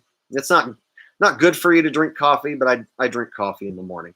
So when I drink coffee in the morning, I always have a bunch of half and half so that it's nice and creamy. And then I always like to just drink straight half and half because it just tastes good. And then at nighttime, I drink beers. Like right now I'm having a lime and salt Modelo, and it's like warm because I've been talking to you guys for an hour and a half and I haven't taken a fucking drink out of it. So this is going to taste really good. Yum. That's how I stay healthy. I'm looking good. You know what's scary? I don't know if it's scary, but it is what it is. I went back and watched some of my old content from this channel, and I saw back in 2017 when I wasn't eating raw meat and I wasn't eating hardly any meat. I was basically almost vegan at one point. I had cut meat out. And if I went back and looked at my videos from 2017 going into 2018, my face was all sunken in, and I had a lot of wrinkles, and I just looked I looked older than I look now. This is like 4 years ago. And so I looked shittier than I look now, and I was down to like 120 pounds at one point. That's bad. And so now that I eat a lot more calories, and I mix in the raw animal fat, and I mix in the raw milk. I don't eat it specifically all the time, but I still make sure to get raw milk and raw fat into my system, raw meat, at least a few times a month. Get some raw eggs in there. Not all the time. I still eat shitty fast food, pizza, burgers, whatever, but I still make sure to get my raw animal fat in there. And I'm happy to report I am now 150 pounds, have been for the last like couple of years, ever since I started watching Gatis Spedia videos. I don't really keep up with him that much anymore, but ever since I saw him eat raw meat and I started adding meat back in, my fucking skin got clearer and nicer, and fucking my wrinkles they stopped. It was almost like the wrinkles that I had back then, 2017 and 18, it looked like my face looked worse. So you can go back and watch old videos of me where there was a time where I was going through a depression and I wasn't eating enough and fucking not getting enough protein and raw animal fat. And I was looking like shit, not feeling so good either. And so now, 4 years later, I actually look younger and better. Like you can see it like an actual difference physically from my body to my face. You can see in those old videos, I was like gangly and skinny. So now I feel great, and I feel like I look better. So if I wanted to, I could even take it up a notch and go like hardcore raw meat, raw milk, and just cut out like all the fast food and crap if I wanted to. And then if I was to mix weightlifting in, I could probably turn myself into an amazing looking fucking human being. My main issue is I get lazy when it comes to doing hard work, such as working out. Because, again, I'll do that. I'll start doing that tomorrow. Then I got high, and then I got high. I was going to get really buff, but then I got high. Yeah. I was going to go to the gym, but then I got high. I was going to get big muscles, but I didn't, and I know why. Because I got high. Because I got high. Motherfucking high.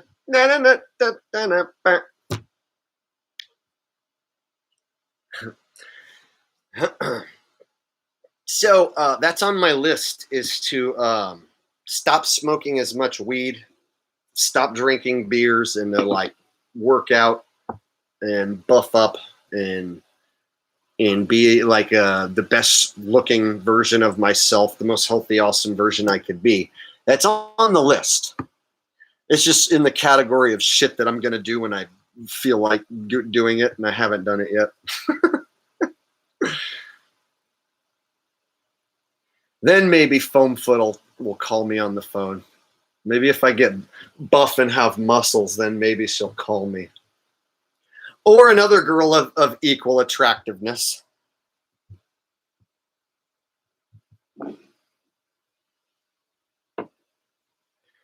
And then for those of you who missed it, yeah, I went on a date tonight for the first time in a long time, and it didn't go well. Just didn't go well. Yep. She was a normie. Trying to go on a date with a normie and explain who you are without scaring them off, it's not even possible anymore. I would have to pretend to be an entirely different person. It's almost like what I would have to do. I just have to be like, hi, my name is not Jake the asshole. It's Jake the sweetheart. And I don't make YouTube videos. And I love getting chemical concoctions. I got mine already. So yeah, I'm super safe. And I love being super safe. And I also think that Black Lives Matter. And I also think LGBTQ people are fucking amazing. And I want to go to the Pride Parade just for fun, because I want to support all those people. Like if I said that, then I would probably get women. That's what women want to hear nowadays. That you love chemical concoctions created by giant pharmaceutical companies. You love them, and you've had 2 doses already or more. That's a plus. Okay. They also like it if you think that Black Lives Matter. You don't have to do anything that actually supports black people. Like you don't have to go to the hood and like work at a soup kitchen or anything, or actually like donate money that actually goes to, no, you just have to say that Black Lives Matter. And they're definitely going to get turned on. And then if you say you're a straight person, but you support LGBTQ rights and that you go to the pride parades for fun with your gay friends, you're getting pussy.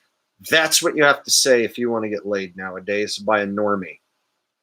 If you want to get laid by a normie, you have to say that you think Black Lives Matter and that you are ashamed of being a white male and that you like to go hang out at the gay pride parade with your gay friends, your gay African-American friends. Then suddenly they would want to blow you.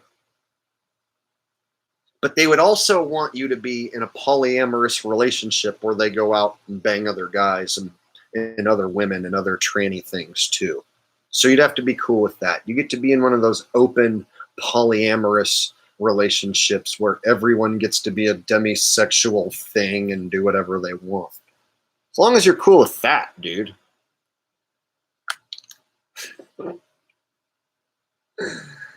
And that's dating in 2021.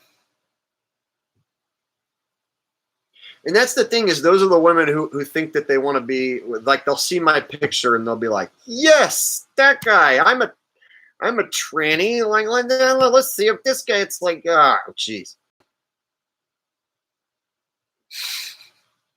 The thing is, I went on a date with a girl who actually looked good today, but she was just like, I could tell, total normie. and just totally like into like regular life. I'm a homeowner. I have a job in the medical field, and I'm a homeowner, and I like to go home and watch Netflix and read a book. God, ugh, fuck you. They exist by the millions. I'm a lady, and I have a job, and I really like my job in the medical field where they made me get a chemical concoction, and then I'm going to be a homeowner, and I'm going to read a book, and then I'm going to judge every man who comes along who's not exactly like me. Fuck you. Bunch of fucking lame, not fun bitches. Oh my God.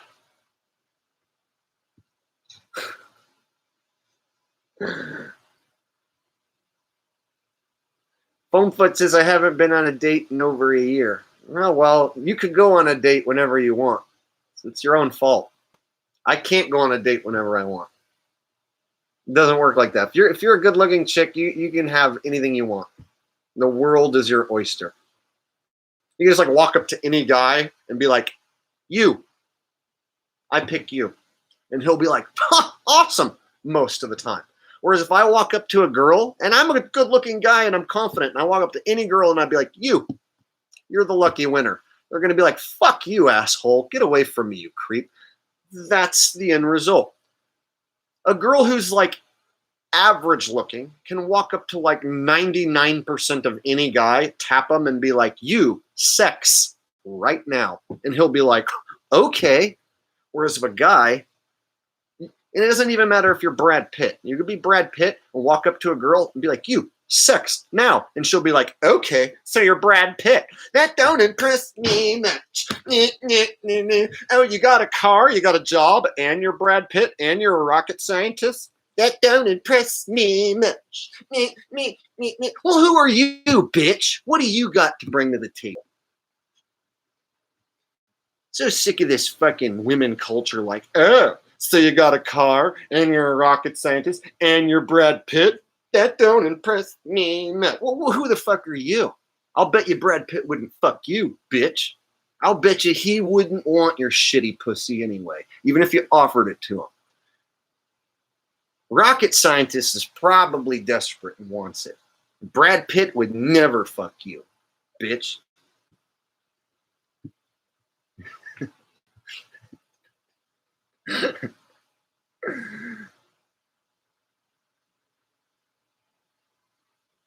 Foamfoot says, true, but I want to find love, not the world.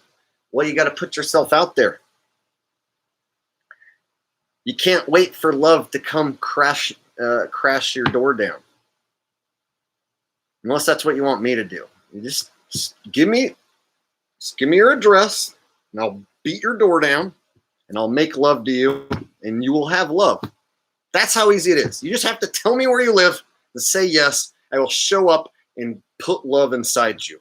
It's that fucking easy. And you know it, but you won't do it. So next, is there another woman in the chat who would like love inside of them?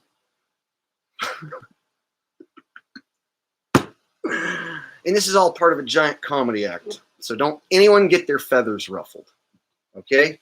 If you're not grown up enough to accept what happens here in this chat, then you're not grown up enough to be here. So anyone get their feathers ruffled, then you don't deserve to be here.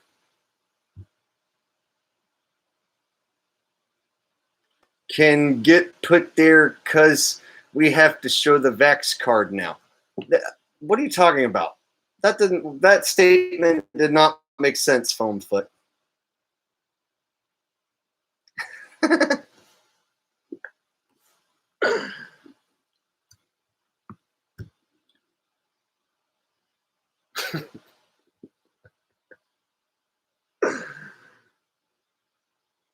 Arthur Hilligrass says Jake is like the Carlin of 2021. Oh, I told you guys that last year. That like Carlin died and passed me on the torch, and I'm the realest badass comedian that you'll ever see. And the only reason why I'll never be uber super famous is because I don't go to Hollywood and bend over for sick Jew pedos. Ta-da! If I did that, I would be more famous than you could possibly imagine. But I would no longer be me, would no longer have a soul, and they would milk all the talents I have, and it would be a bad deal. So I'm destined to never be super uber famous and never take that big Hollywood deal. But I will give you Carlin-esque routines from the bottom of my heart whenever I can. I will give it to you as real as I possibly can from the gut and make it as fun and comedic as I possibly can.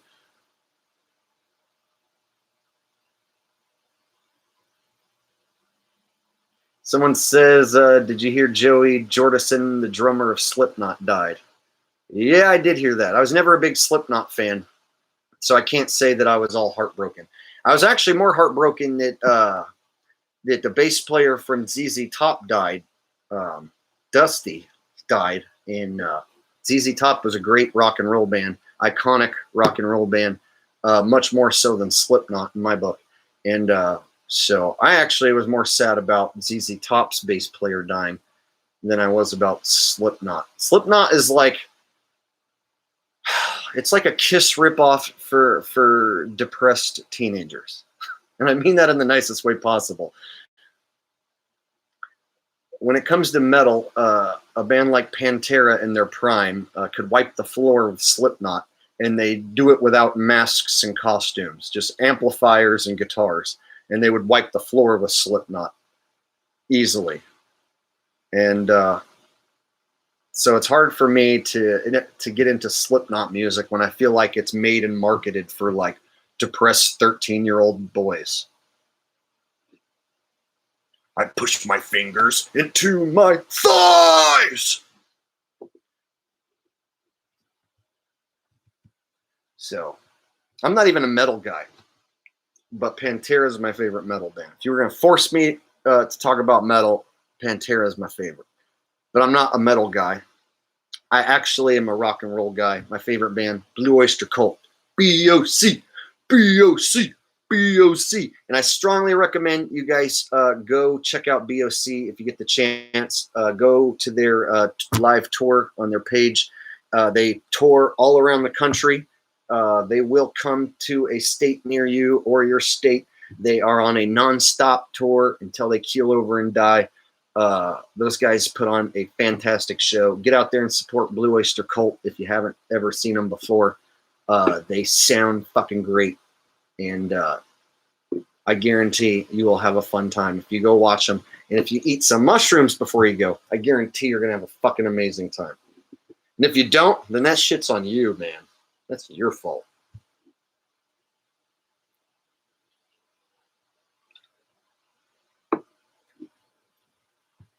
Someone says, Bloodhound Gang fans. Bloodhound Gang. I remember when I was a teenager, they had the song, You and Me, Baby, Ain't Nothing But Mammals, so let's do it like they do on the Discovery Channel. Getting horny now. I remember that song. Me and my friends used to play that song in the car, and we sang along to it. Yeah. Someone says, R.I.P. Dimebag. Yes, R.I.P. indeed, Dimebag. Dimebag Darrell, best metal guitarist who ever lived. God rest his soul.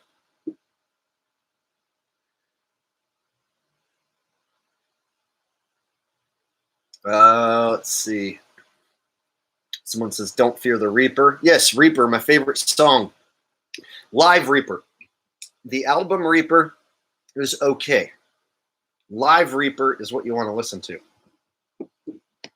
Go ahead and look up like a live version of the Reaper from 2021, 2020, 2019. Buck still plays and sings the Reaper fucking beautifully. And when he's good and fired up and when the crowd's into it, sometimes he reaches back and just fucking plays the most beautiful version. And he changes the notes just ever so slightly. And at the very end, he adds this extra piece of music. So on the radio, the song fades out and it doesn't end with a culmination. It just fades away. Whereas if you watch them play the Reaper live, it doesn't fade out. It culminates and culminates and culminates. And Buck plays this really shredding, awesome piece of music. And he builds it up into a crescendo and fucking spills it over and then they go bow, bow, bow, and end with this big fucking this fucking ends epically. Big giant ending, and it really is my favorite moment in all of rock and roll, and I've gone back to watch it 18 times. I've seen BOC play 18 times.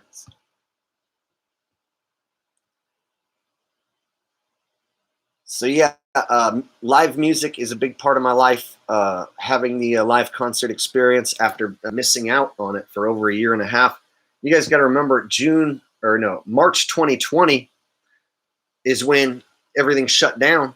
I went and saw Kiss in March of 2020, and like 3-4 days later, they shut everything down.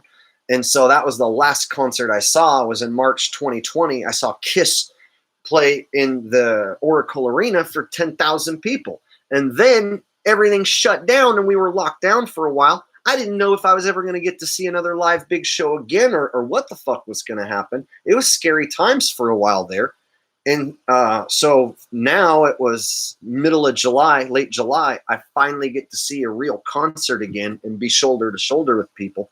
That's a long time to go without watching a big show. For somebody like me who's used to watching lots of big shows. So to be shoulder to shoulder in the rock and roll crowd, nobody's wearing a mask. These are like predominantly white crowds, drinkers, partiers. And there was just like this vibe of like, yeah, we're fucking back. We're at a rock show. We're here to party, have a good time. And so the vibe was fucking great, man. So I wondered how much the vibe was going to change, and it didn't. And this is, I can't say about this about every band, but BOC plays at the fairground level. Like you can watch BOC play just by buying a ticket to the state fair or county fair. Generally, you can like walk up and see BOC play for free. And so at that level, generally the people who were there watching and partying, like there weren't anybody wearing masks. We were all standing shoulder to shoulder, fucking banging our heads, rocking out. And in that moment, I wasn't thinking about the boogeyman disease or VAXX passports or chemical concoctions or nothing. And so rock and roll did its job. It took me away from the living hell that the world has become. It took me away from this fake bullshit. And watching Blue Oyster Cult play while I am on mushrooms is one of my most favorite things to do in the world. It's like right there with having sex with a really, really hot chick. It's that fun. It's like almost the same fun for me. In fact, if you had a hot chick naked and then a BOC ticket and mushrooms, I'd be like, ooh, God, which one do I choose? It would be an ultimate dilemma. So it's become this thing in my life that I am addicted to doing because it's so fucking fun. It's like my favorite thing is to eat a fucking half-eighth of mushrooms, drink a bunch of beers, smoke a bunch of weed, and then waltz into the BOC show and fucking rock my ass off. And they play smaller venues and fairs and stuff where you can easily A, get a ticket, B, walk right up, and C, enjoy the fucking show the way it's meant to be, like you and the band and the music. And so going to see my favorite band rocking out on mushrooms fucking felt so great. So awesome. It's like, oh, the real normal. This is the normal that I know and love. So it's strange to have that be one of my favorite things to do because people view that activity as like a destructive behavior. You're going to go trip out on mushrooms at a rock show? Like, what are you going to be 13 forever, Jake? It's like, yeah, I'm going to be fucking a 13-year-old boy for fucking ever. Okay? This is too much fun. What do you do? Grow up, live in a house and watch the news and die? Like, what is the point of getting older and not rocking out and partying? That's my thing. Is like, once I don't rock out and party, what do I do? Sit in a house and read a book and watch Netflix and die like a fucking loser that most people are? No. So I'm a rock and roller until I die, and I'm probably gonna rock and roll and party all night and every day until I die. Might have to cut back, slow down a little bit, but it seems to me I am destined to be a rock and roller and a partier until the day I kick the bucket.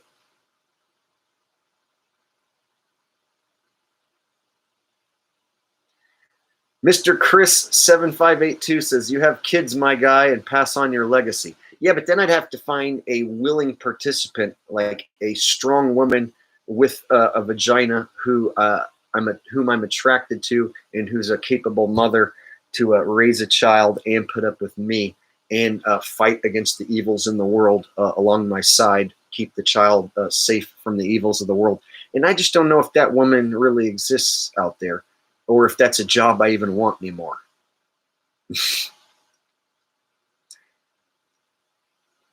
But it's still possible. It's still a possibility. I saw Matt Powerland, manifest a smoke show hot woman into his life and a child. And I don't know where the fuck or what he's doing now, but I do know he manifested a hot babe into his life and a child. So anything's possible. I saw Svidya Gatis get rid of a pretty cute girl in Luna and then trade for a smoke show in his new girlfriend. And so last I saw Svidya Gatis, whatever you want to call him, he has this new wife who's smoking hot. And so I know anything's possible. And so I'm keeping hope alive that there's a hottie smoke show out there for me who's going to come along eventually, save the day. I mean, it happened to Matt Boylan, happened to Svidya, Spherage. So it could happen to me.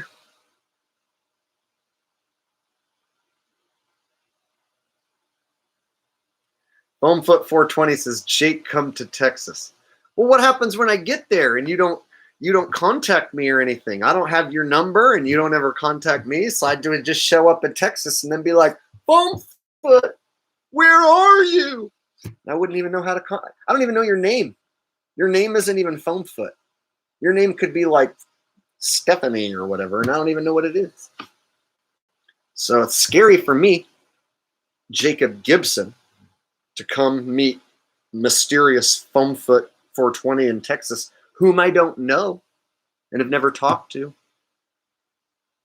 Maybe if you got on the phone and talked to me and said, hey, blah, blah, blah, why don't you come visit me? Then maybe.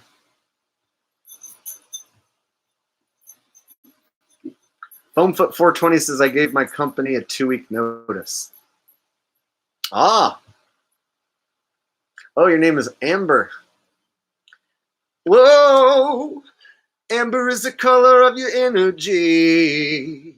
Whoa. Shades of gold display naturally. Launched 1,000 ships in my heart.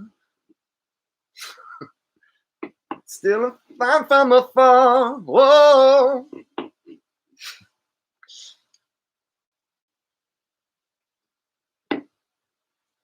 Spider-Man says Sublime. No, that would be 311. Sublime is a good band, though.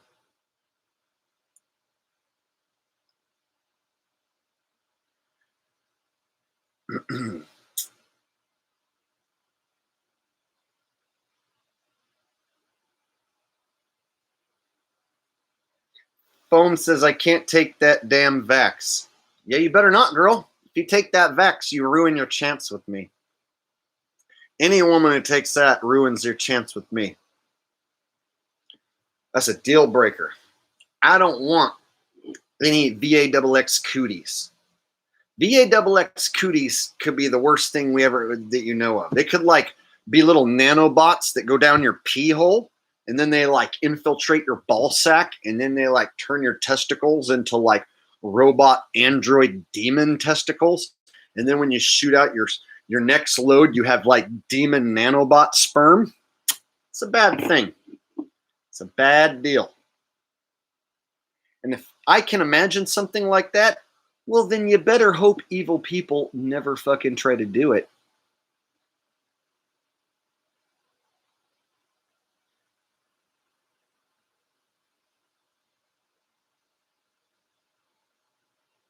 Seriously, though, Foam, I gave you my number and my email. You can contact me at any point. And we can start by talking. And I'm a very sweet and kind guy. So you can dial up the phone or text me, and we can have a conversation and see what develops. Start from there. And that also goes to any other female out there who might possibly be interested. Because I am single. I'm looking to mingle. And the more mingling, the better. I need to fucking mingle. Holy shit. Give me a jingle. All right. For those of you dudes who are watching, like, is he going to use this channel as his own dating device? Yeah, dudes, there's no other option right now. The apps are garbage. Real life is garbage. Women are mostly garbage. If I have a chance, they would have to be one who's watching me who already knows who I am. That's like the only fucking chance I have anymore. If the minute I start turning into myself around any normal woman who doesn't watch the asshole channel, they immediately hate me. Unless they're over 50, then they want me. But I don't want a woman who's over 50. And I don't mean that in a bad way. I just can't be long-term with somebody who's a decade older than me. And then when I'm 50, then they're like 60 and getting really old. And then when I'm 60, then they're 70 and just raggedy schmaggedy. Like, I'm still going to look fucking awesome in 10 years and 20 years. And so I don't want to be with somebody who's going to turn into like an old ass looking grandma super fast. And so I mean it in the nicest way possible to all you 50 and above women. I have to be with somebody preferably younger than me by a little bit at least. And I don't think that's asking too much. So I'm looking for somebody in the age ranges of 21 to 35. Between 21 and 35. Nice gap there. And you have to be cute.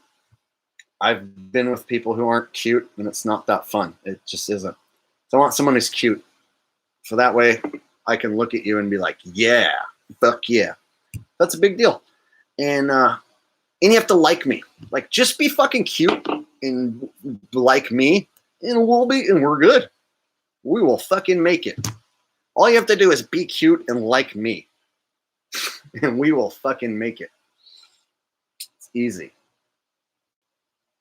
Super Max says, that's so shallow, bro. Well, fuck you. You're not me. You can go sleep with any woman that you want. You can have a 50-year-old LGBTQ tranny if that's what you want. If not, then shut up about me, because women get to be really picky and choose whatever they want, right? A woman could be super duper picky and pick whatever dude she wants, and that's what she gets to do. If a woman says, I don't want to be with a guy who's not 6 foot, she's not going to let me fuck her because I'm not 6 foot. And you know how many women say they want a guy who's tall? A fuck ton of them. You know how many of them immediately will say, I don't want to be with you because you're short? A fuck ton of them. Does that make them shallow? Yeah, but what are you going to do? So one of my rules is I don't want to be with somebody who's morbidly obese. I've been there before. I've been with a big woman before. Been there, done that. So I know what I don't want. I've been with a woman who's older. I've been with women who have fake breasts. I've been with women of different shapes and sizes and ages. So I've developed a thing that I know what I like. I've been with a woman who's hot, has a pretty face and a good body.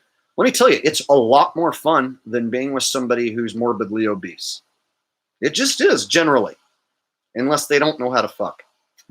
But if you're with a person who knows how to fuck and they're cute and have a good body, it's awesome. And if that's shallow to you, well, hey, you don't have to be me. So why don't you go fuck whoever the fuck you want, and I'll do whatever I want. Okay?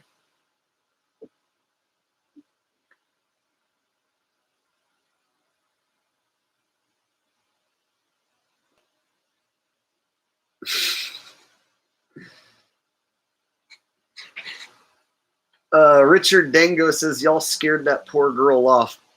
She does that all the time. She shows up for like 10 minutes, says, let's take a puff, and then she splits. I've never talked to her once. She's like I said, a mysterious enigma.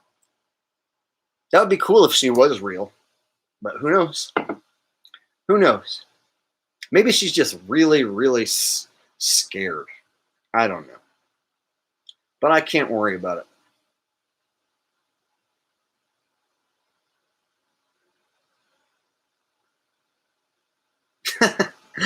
No, she's still here.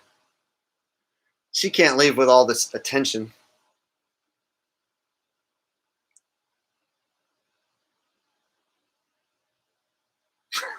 All right, you guys, don't be mean to anybody here in the chat. All right, we're having some fun, and I'm talking, candidly with Foam Foot, but don't anybody get weird and make this uncomfortable for anyone here. We're all here having fun.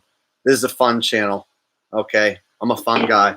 I like to make jokes a lot, and so I am being honest. Though, I'm totally single and down to mingle, and some of the hottest girls I've ever been with are because of this damn channel.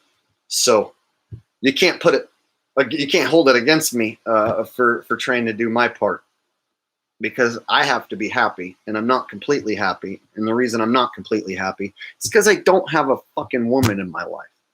And so I have to try to use this platform to my advantage, because the apps are broken and real life is broken. Real life is broken. Haven't you guys figured out real life is broken, man? Jesse Elmer says, big woman has more cushion for the pushing. Hey, they're curvy, chunky women can definitely be good looking, and a lot of them can be very fun to roll around with in the sack. However, I have hung with women who, they're not too bad. They go from being 160, 170, and then over time they'll blow up even bigger, and then they get to that 200 mark where it's you're physically not attracted to them, but you can have feelings for them and still have an emotional connection with somebody, and then they can still be good in bed. I'll just be honest with you guys. There was a big girl who I was with who gave the best head ever. She gave the best head ever, but she was just big and just kept gaining more weight, and I was kind of embarrassed to go out on dates with her, because she was embarrassed of herself. And so when a woman's embarrassed of her own self, and then she has issues with herself, then of course that vibe's gonna permeate, and then you're gonna feel weird too. And then every time a hot chick even walks by, or even a remotely hot chick, I'm like, oh, why don't I have that instead? And so it's hard to have an emotional connection with somebody, and they give the best head you've ever had, but then you have to be sorry, you are just too fat. And I don't want to be mean about it, but it's a problem. And all you're doing is getting more fat. So you're going to have to go be with somebody who wants that. See, and then you say this, then immediately someone can be like, well, you're shallow, you're a terrible person, blah, blah, blah, blah, blah, blah, blah. It's well, why don't you go be with that person if that's what you want? It's about making me happy for me, and I can't be happy if I'm not happy. And you can't force yourself to be happy with somebody if they don't make you happy. I know how excited and fucking awesome it was to be with somebody who's good looking and good in bed. And you're like, yeah, awesome. They look good. It feels good. Fuck yeah. It's what life is all about. And I know what it's like to be with somebody that it's whoa, I have to pretend that I'm fucking someone else so that I can stay hard. I have to pretend that I'm not fucking this person. I have to pretend it's someone else so that I don't lose it. Does that make you shallow? If you can't fucking stay hard because you're just not attracted to a person, does that make you shallow? And so when I say I need to be with somebody who's attractive, who like turns me on and like keeps the thing like hot and good, that's what I need to be happy.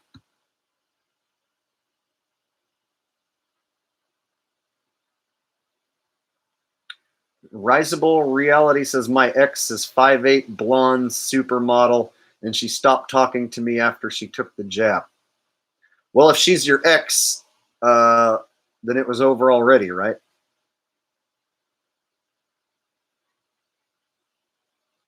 I'm not saying I need someone who's a perfect 10. I'm just saying I can't deal with having a woman who's a fucking 5 in 200. And that was the last woman who like said she loved me, was a woman who was fucking 200. And I was like, you're a good person. We get along. We have fun. But ugh, if you're not attracted to somebody, it can be a fucking deal breaker. Or if you're only kind of attracted to somebody. So it's very complicated to have my life, have all the time and energy and the want and the desire, feel good, look good, have zero prospects. Zero prospects. I see somebody putting up Daphne up there. Like, Daphne is married and lives in Colorado. She had her shot. If she wanted to leave her husband and come be with me, she could have. But she didn't. She was married. She still is married. She said she wanted to have my baby. And then when I told her it makes me uncomfortable that she's married and that she comes on so strong, and that, you know, maybe if she was single and that we could actually like date and get to know each other, then things could be different. But I feel strange with somebody who comes on so strong, who's married and lives somewhere else and sleeps next to a different person. You can't tell me you want to bathe in my cum, and then you're married and you sleep to some other guy like each night, and then expect me to like take that like, oh, well, I'll be right there, my dear. So she could have, if she really wanted to, she could have left her husband, whom she doesn't really seem to care about super much. And then she could have gave it a try, but she didn't. And you know what? Now that I step back and I look at who she is and what she does, can't necessarily say that's what I want. So, to be straight up, she has a very bubbly, over-the-top personality. Oh my God. And if you don't agree with her on everything, she fucking just loses it. And it's like, if you don't make lip gloss like me, and if you don't have a job where you fucking make lip gloss, then you have a shitty life and you're a shill and you can't possibly ever be happy. The only way you're ever going to be happy is if you have a closet full of makeup and trinkets and you sell shit on Etsy. And if you don't, then you're a fucking loser. And if you make t-shirts and you live in a van, then you'll hate your life and you'll never, ever, ever, ever be happy. And you'll fucking hate yourself forever. But if you make lip gloss, then you'll be happy. Okay, crazy lady. I'm going to go be unhappy without my lip gloss. Living in my van where people break in and try to harvest my organs. Foamfoot's giving away the stats. She says she's 125 pounds, lives in San Antonio.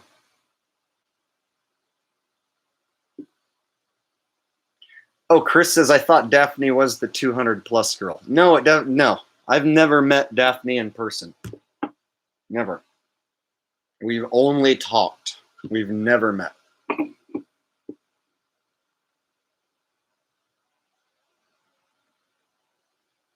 No, she said she wanted to have my kid. And then one time when she said, will you come visit me in Colorado and we're going to go camping and da-da-da. And I'm like, What about your husband? She's like, oh, my husband hates you. He wants to kill you. So you want to come meet me? Like, I don't know. I'm uncomfortable. And then she hung up on me. Now it's sad. I was like, I'm uncomfortable. I like you, but you're married, and it's weird. She just hung up on me. And that was it.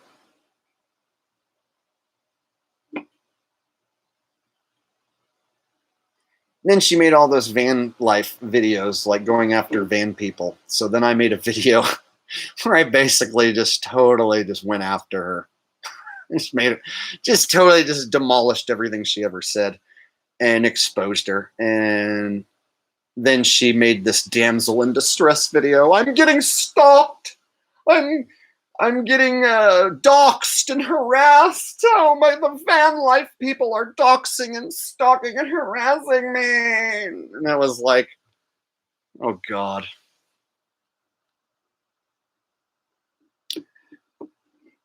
So I took the video down so that she wouldn't cry and feel like she's being doxxed and harassed. So I took the video down, and she saw it, and those of you who saw it, and that was what was meant to happen. And all those videos are gone that she made about the van life stuff, or at least she took them down for now. So, And shortly after that, she went and bought a bunch of rats and then dumped them on her head. The end. So, here you go.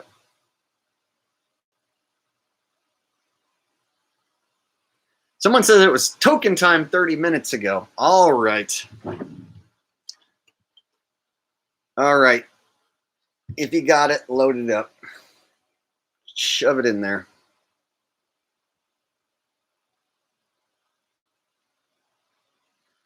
All right. We already have a bunch of thumbs up, so we're just going to jump right in it.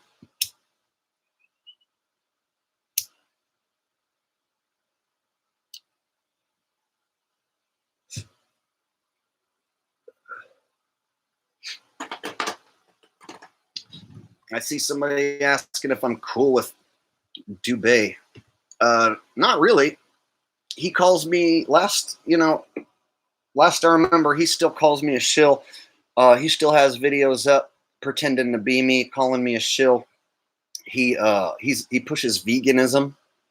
Veganism is an NWO agenda to get you to eat plants. That was the most unhealthy I've ever been, is when I fucking followed that agenda. So he's still pushing the vegan agenda. He still pushes the AE map and the same old shit over and over, and still reads a script. I mean, hey, I'll let everybody go follow whoever they want. I'll warn you about people. I can't be 100% and say for sure this person's controlled and they're being paid by XYZ and I don't know. Maybe I'm wrong about some people. Maybe I'm just a paranoid conspiracy theorist.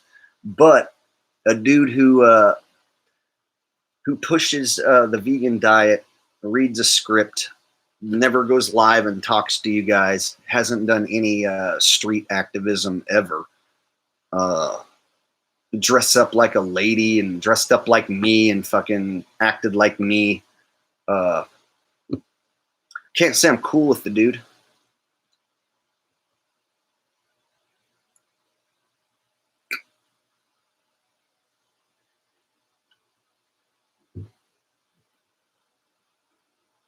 So, yeah, if you want to go listen to him talk about the AE map or DMT death, which is crazy. The minute I started talking about that shit, then he started making videos about it. Like, I've been talking about my DMT trips and stuff like that for months, and then now he's been talking more about psychedelics.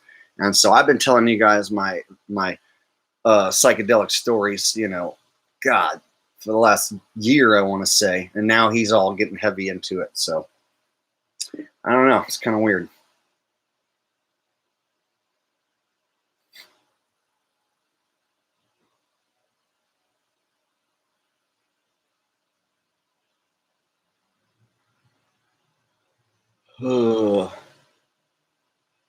Let's see. Red Sill says shit's not good for you. Most vegans I know are a bunch of weak pushovers.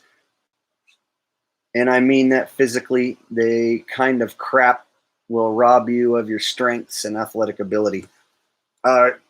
Yeah, I just personally feel better when I eat a bunch of meat and dairy and stuff. It just makes me feel good. And then I feel more, my thirst feels more quenched, for instance, after I drink half and half than I do after I drink water. Like if I drink like a nice big chug of half and half, I feel this nice creamy fucking sensation in my body that's like, that feels like nourished. It feels like actual nourishment. You know what I mean?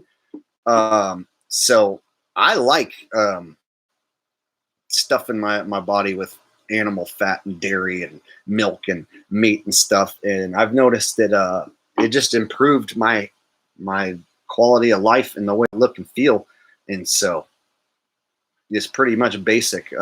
When I wasn't doing that, you can go back and look at video of me in 2016 and 2017, mostly 2017. 2016 I was still looking good, but then after the girl broke up with me and I started not eating meat, and it was like a combination of depression, not eating meat, and just not feeling good, I started to just turn into a skeleton, and my eyes were sunken in and having like dark circles under my eyes, and my cheeks were sinking in. And then if you just start eating raw animal fat, raw meats, and just get back to putting good calories in your body, just turning around your thinking and thinking more positive, just simple shit like that. Like I look at myself now, I'm clearly better looking than I was 4 years ago.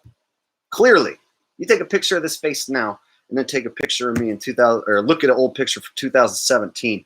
You can fucking see a clear difference. Like I was not looking very good for a while. And mostly it was the diet. I was eating big old bowls of salads and shit with like flax seeds and kale, and I was hardly eating any meat. I basically cut almost all the meat out of my system, like a little bit of cheese and stuff on the salad, a little bit of like salad dressing and stuff, but I basically like cut out all sources of like protein, and I was eating a bunch of like salads and I was taking these supplements that were supposed to detoxify you, like chlorella, algae, and eating cilantro to like get rid of the toxic heavy metals or whatever. And shit, dude, I was down like 120 pounds. And that fat chick who I used to who I used to sleep with, I remember one time she's like, do you need money for food? Like, what do you mean? She goes, you've lost a lot of weight. You're like really extra skinny, and it looks gross. So like a really fat chick when I was 120 pounds told me that like I was getting unattractive because of how skinny I was. So I had to fucking figure out the problem and address it. And I addressed it when I saw Svidij Gatis eating raw meat and raw eggs and stuff. And then I realized that was the key for me to regain my health. And sure enough, like eating meat and then just adding lots of calories. Like when you chug a bunch of raw milk and then slam raw eggs, you can get a lot of calories in your body. And then you eat the meat on top of that, and then you work out. Like your body will change real fast, especially if you're malnourished and skinny. You can fix yourself easy. Like within a few months, you can gain 10, 20 pounds and be feeling fucking awesome. And so that's what happened to me. And now I'm like still the same way. I'm like 150 pounds now and have been for the last like few years. And I know if I want to step it up, I could just double down and eat a lot more meat and start working out. I could probably put on another 10, 20 pounds, look like an absolute beast. So that'll probably be something I need to do. If I videotape it, I could even show you guys how to transform. I could even show you guys natural transformation, no steroids, raw milk and carnivore diet, something like that.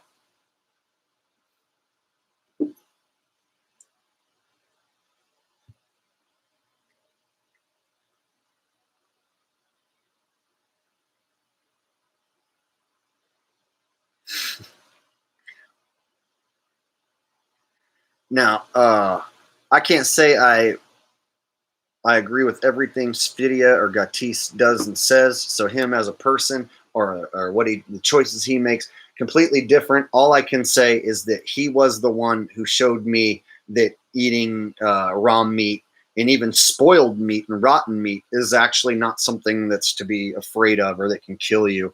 And it broke down a lot of barriers that I had that needed to be broken down about germs and stuff. So like the old part of me thought like if I touched raw meat, then I need to wash my hands so that I don't cross-contaminate and touch stuff. Like, oh, I touched raw chicken and then I touched this beer. So now I need to wash the beer so that I don't cross-contaminate and get E. coli. That's all bullshit. It was never anything to be afraid of. Complete bullshit. And when I found out you can fucking eat raw meat, you can touch fucking rotten meat and lick your fucking fingers and you're going to be fine. You can lick the fucking fridge door handle and you'll be fine. Once I found that out, it really helped with the truth in general about like what can make you sick, how healthy is a person. And when you feel good, then obviously you're healthy and you feel good. And if you eat some fucking raw meat and you still feel healthy and awesome, well, that right there is the experiment to prove to you that that's good for you. And then if you eat a bunch of fucking vegetables and your body just starts to deteriorate and you feel like shit, well, there you go. That's another experiment. So I've done both. I know what it's like to eat a fuck ton of vegetables and fruits and feel like shit and watch my face turn into a skeleton and deteriorate. And then I know what it's like to heal myself with a bunch of animal fat and protein. So when you personally figure out how to heal yourself using foods and what diet works for you, you don't have to listen to anyone else anymore. You know what I mean? You don't have to worry about what a fucking doctor says. Like, sure, a doctor's going to be like, that's bad for you. You could die if you do that. What does a doctor know? That means they went to a school and got indoctrinated an extra amount. They learned how to push pills. They learned how to push prescriptions and pills. They went to an institution and got indoctrinated. So why does that make them a smarter person than you to get to tell you what to do with your own body?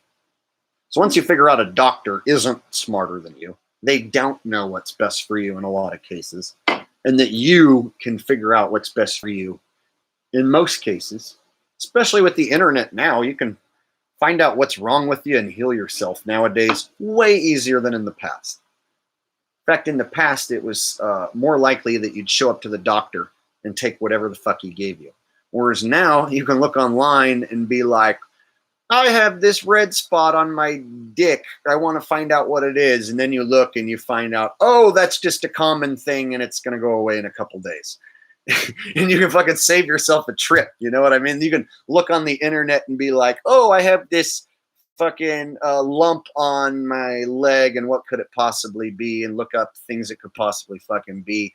Or fucking my dog has this symptom and you can find out what it is and then find ways to cure. Whereas shit, without the internet, without talking to other people and figuring out natural cures, you were a lot more likely to just show up to your doctor and take whatever the doctor gives you. And so that's one thing now we can all do is find natural cures and remedies, talk to other people who may have had similar illnesses, been through a similar issue like you might have, and then you can find out how they cured themselves and use that information to then cure yourself, what have you. I don't know what I'm really getting at, but yeah. I lost my train of thought. It was like a big long rant that led to that point. Loretta N says, don't go to doctors. They'll find something wrong with you. Exactly. I don't have health insurance and I don't go to doctors. I don't do it. Either one. Same with Rusty. I try not to take Rusty to any vets or anything because they'll do the same. You know, a vet wants to shoot your animal up with chemical concoctions just as much as celebrities want you to go get a chemical concoction. The vet always wants to give your dog some sort of shot. Oh, your dog needs to get this shot and that shot and this shot. And da, da, da, da, da, da. So they're trying to poison your dog just as much as they're trying to poison you, if not more so. And I've had the vet tell me, like, oh, dry dog food is best. What the fuck?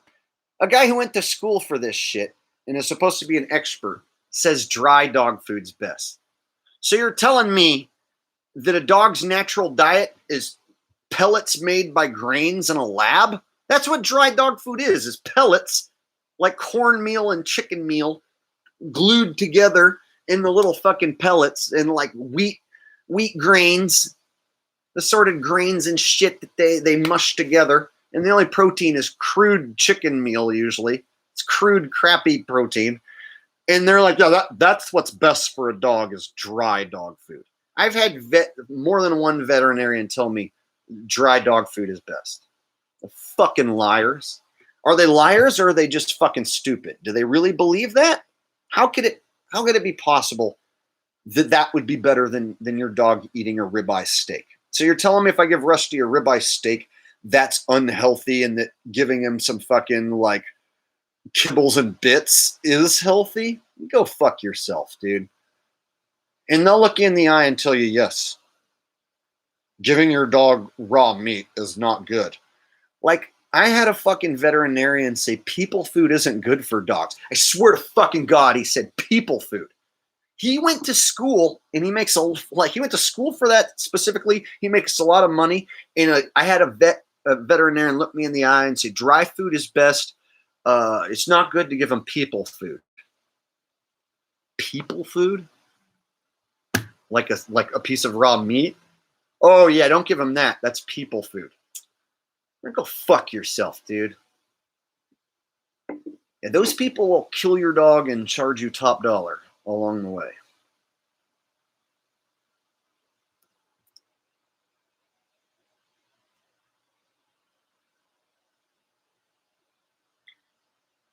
John Doe says it cleans their teeth.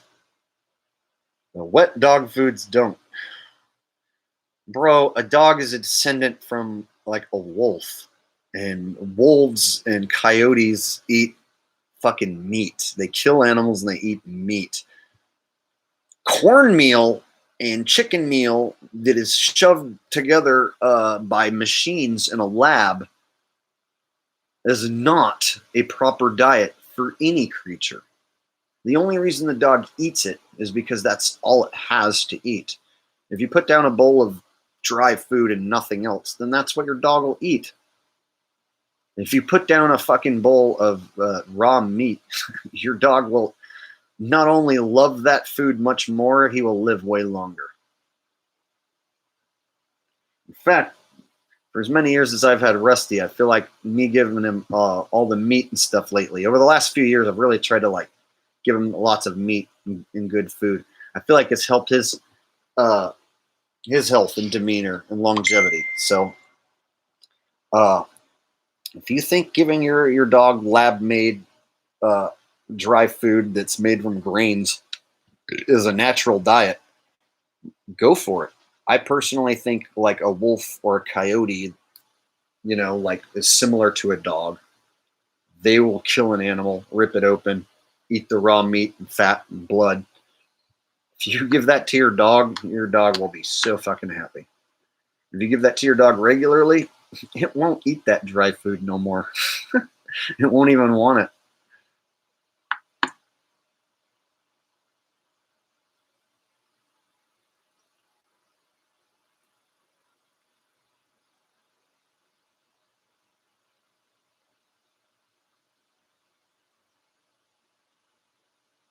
Voice says, do you use anything for your face? It's good looking and glowing. Any tips? I shave my face and then I bathe. I wash it a couple times. I try to wash it a couple times a day, and then when I shave, it tends to look the best.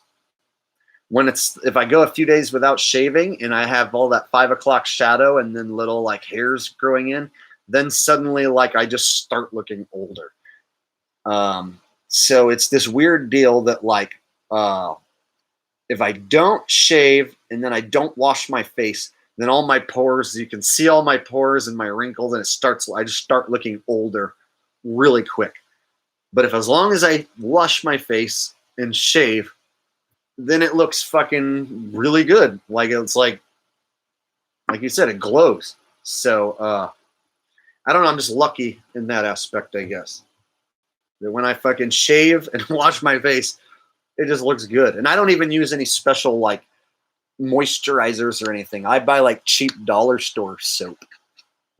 I'll buy like Irish Spring dollar store soap or whatever, and this crappy bar soap. So I can't even say that I buy like high-end products or anything. I don't. Some people are, one guy says, Chris says, I like the beard though, or the beard was good. The beard had its moments, but it got to a point where it was so thick that if I took a drink of something, then it would always leave this like a few drops in there, and then you'd have to like wipe it. So then it's like you take a drink of milk, then you have like milk in your beard, and then you wipe it, and now you got milk on your sleeve, and then like an hour later you have like, what's that smell? Oh, that's right, the milk is rotting. It's in my beard.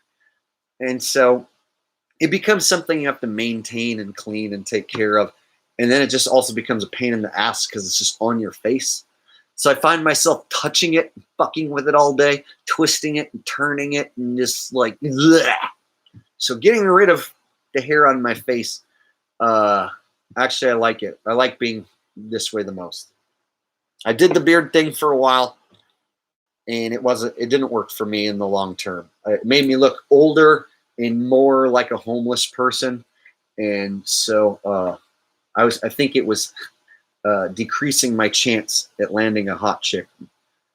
There are chicks who like beards, but you have to fucking keep it well maintained and well taken care of and all that stuff. And it is just a hassle.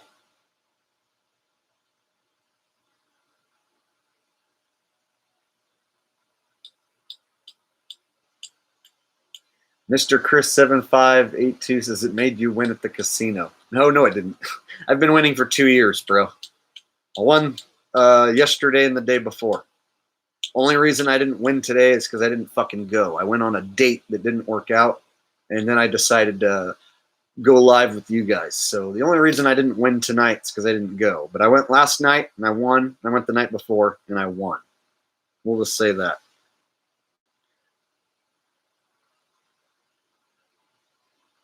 Foamfoot 420 says much better without the beard, Jake. Oh, well, thank you, Foam. I agree. I like this look. I think when I get this, my hair is getting a little longer now, but when I have the fresh faux hawk and I'm shaved, and I have my gray hairs dyed away, I feel like I look as young as I can look and as good as I can look. And only thing I can add to it now would be some muscles. Once I do that, I'm gonna be as good looking as I could fucking possibly be. And then if a hot chick doesn't want it, well then, fuck you guys.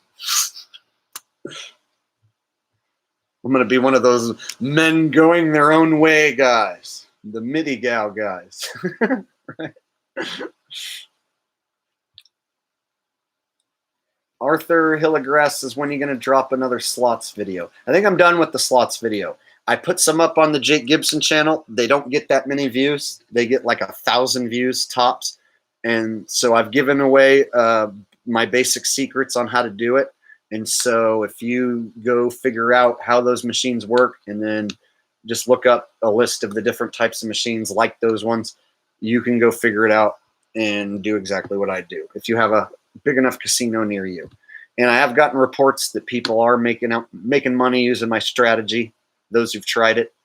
And so I gave away the secrets. It just, I don't want to make a bunch of slot machine videos if nobody wants to watch them. And I'm not really trying to give away all my secrets. It was something I wanted to show you guys so that when I do talk about it, when I say that, hey, I went to the casino, I don't want you guys thinking that I'm there blowing money or that I have some sort of a gambling addiction. Like, I want you guys to see, no, I'm a fucking pro. This is something I've been doing for 2 years, and you can do it too.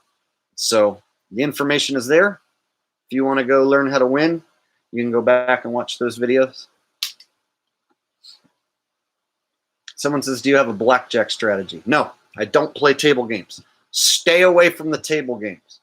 You know when I play table games? When they give me a free match play. I play table games once during the night. So when I go to the casino where I go, they give me a free match play because I go there a lot and I play a lot of slots with my card. So they give me a free match play for $25 like twice a week. So twice a week, they'll give me a free match play. And they expect you to go over to a blackjack table or the craps table and throw down $25 in your match play. And they're going to match you $25. And so they expect you to either win or lose. And then they think you're going to stay on the table, or at least they hope you're going to stay on the table and keep gambling. So what I do is, and this is genius level shit. You have to be smart to know how to do this.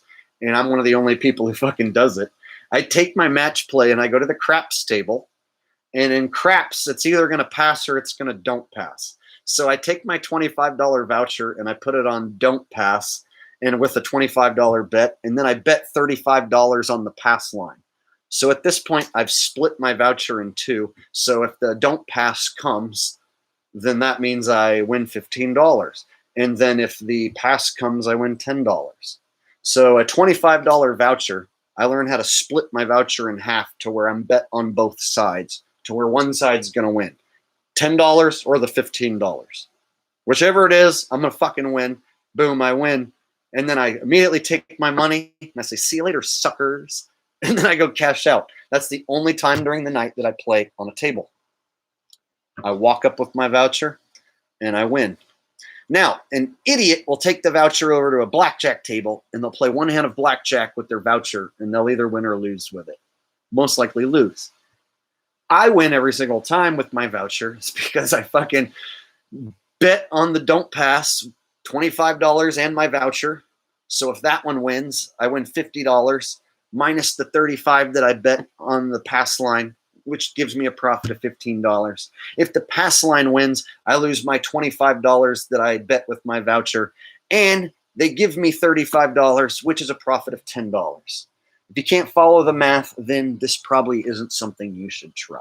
So basically, I know how to fucking take the casino advantages and flip them around into my favor without the casino even having a fucking clue what's going on. And the slot machines, I just walk around and I find ones that have an advantage, and I only play when I have an advantage. Only when you have an advantage. And then if I am going to gamble, I make sure to only do it in a situation where I have a close to an advantage, a 50-50 chance at winning, 60 chance at winning, 60%, 70% chance at winning. I make sure the odds are in my favor. And if you know what slot machines to play and when to play them, you can literally stick all the odds in your favor, win more than you lose, time and time and time and time and time and time and time again, until you have so much of the casino's money, they'll never get it back from you. In fact, I have so much of the casino's money, they'll never get it back from me. Ever, ever, ever, ever. Ever, ever, ever again. And so, there's times where people think Jake is poor and living out of a van down by the river, and God, must be tough living that life. But what they don't realize is that I've been collecting $100 bills for the last 2 years.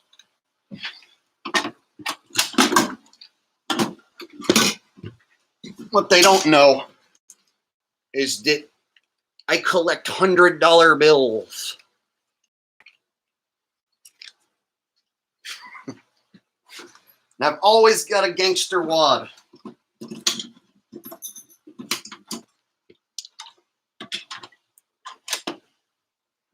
I've always got a gangster wad. Always got a gangster wad. And it's awesome to always have a gangster wad because you can go and do whatever you want whenever you want, which I do. I go do whatever I want whenever I want. And people sometimes get this, I don't know, this image in their head that like I'm just sitting around in my van is poor and doing nothing. No, I go to the beach and eat good meals, and me and Rusty enjoy ourselves quite a bit. And I've proven how I fucking do it. I've shown you guys like how I've done it, how I've made it happen. And so, yeah, that's my life. I do YouTube, I sing, and I smash slot machines. And in my world, money is free and it comes really easy. The only thing is I just don't know what to even do with it anymore. It's like I'd have to like work my ass off so that I could buy like a house that I don't really want to take care of or clean. Work my ass off and buy a boat that I don't really know if I want, don't even know how to operate. Go to some other country where I won't be allowed to take marijuana with me. I don't even know what to do with cash anymore. I see people saying buy crypto. I did. I bought a chunk of crypto. I'm happy with my crypto. I have several thousand in crypto sitting there. I'm not going to put all my money. I'm not going to put all my cash into crypto. That's something I'm not going to do. I like having cash on hand, and because if any emergency arises, I can take care of it. Like for instance, the van, it needed some repairs done, and it needed new tires. So between the new tires and the repairs, it's a couple grand. New tires are not cheap. I don't know if you guys have bought new tires lately, but holy shit, tires are expensive, especially on a van or a truck. So having the ability to make money easily to where when I do have something go wrong with the van, I can just be like, oh, here you go. Here. It's nice. It's nice. But I purposely set my life up like this. Like I purposely set my life up to where life is easy and I can go do pretty much what I want when I want. Money comes easy. I can make money whenever I want. I have a few different ways. It's fun. I don't have that feeling of going to work. I have to go to work. You guys probably, there's some people in chat who have that. I know, I guarantee you, and I used to have it, so don't feel ashamed. I'll guarantee you there's somebody right now who has to go to work tomorrow on Monday, and they feel weird. They feel icky inside. Be honest. Somebody over here in the chat, be honest. Don't you feel icky inside that you gotta wake up tomorrow, an alarm's gonna go beep, beep, beep, beep, and you're gonna have to wake up and you're gonna be like, Monday, no. And you're gonna have to go to a place you don't want to go and be around people you don't want to be around, and you're gonna feel all weird and shitty inside. I used to have that.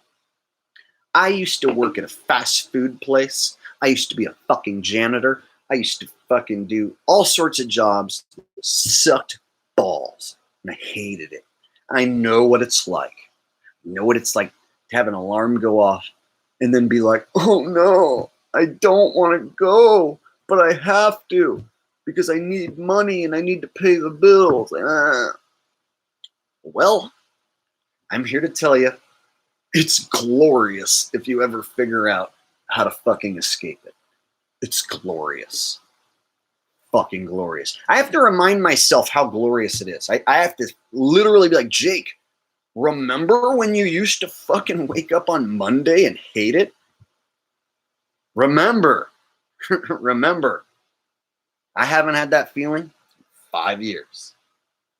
Let me tell you something. To wake up, and the only thing you have to do is go sing for some grandmas for twice for an hour and 2 hours or whatever, and then do like a live stream on YouTube or go to the casino for a few hours. If that's the only thing you have to worry about in your day, trust me, it's fucking glorious to wake up and to just be like, oh, I'm going to sing for some grandmas, and then I'll go to the casino and wait for some idiot to leave some money for me in a machine. And have that just be like your nice, easy day. You show up, sing for a grandma, money. And then you go to the casino and it's like, money. And you're like, why the fuck did I ever go to those stupid jobs and waste my life before? It's because I didn't know how to take control of my own life, how to grab the reins and take control. I did not have the ability to use my talents and fucking create my own line of work. Once you find out there is something out there, there's something that you can do that you will enjoy, more than what you do now. There's something you can enjoy that will pay you more and will make your life better. And if you do it, your fucking life will be better and you will get to live through what it feels like to have your life be better. Let me tell you, it's awesome. I know what it's like to go to a fast food job or be a janitor and hate what you do. And then I know what it's like to fucking wake up like tomorrow, like when I wake up on Monday, I can literally do whatever the fuck I want. The day is open. I could do a stream for you guys. I could go to the casino. I could go to the beach. I could try to like work on a new video, whatever I want. It's completely open. That freedom, I have to remind myself how awesome it is. And at the same time, I always have to remind myself, like, to get back to work, you gotta do something, bro. Like, you can't always be on vacation. So it's like hard to even keep myself working because like life has turned into such a giant vacation. It's like it's so awesome all the time that I have to remind myself, oh shit, Jake, you've left your audience sitting there for 6 days. You should probably go do a live stream and talk to your audience. You've been having so goddamn much fun. Life's been so awesome. You should probably go try to make some money and keep the awesome train rolling. And I never knew it would be like this. So the fact that it is like this, it's fucking amazing.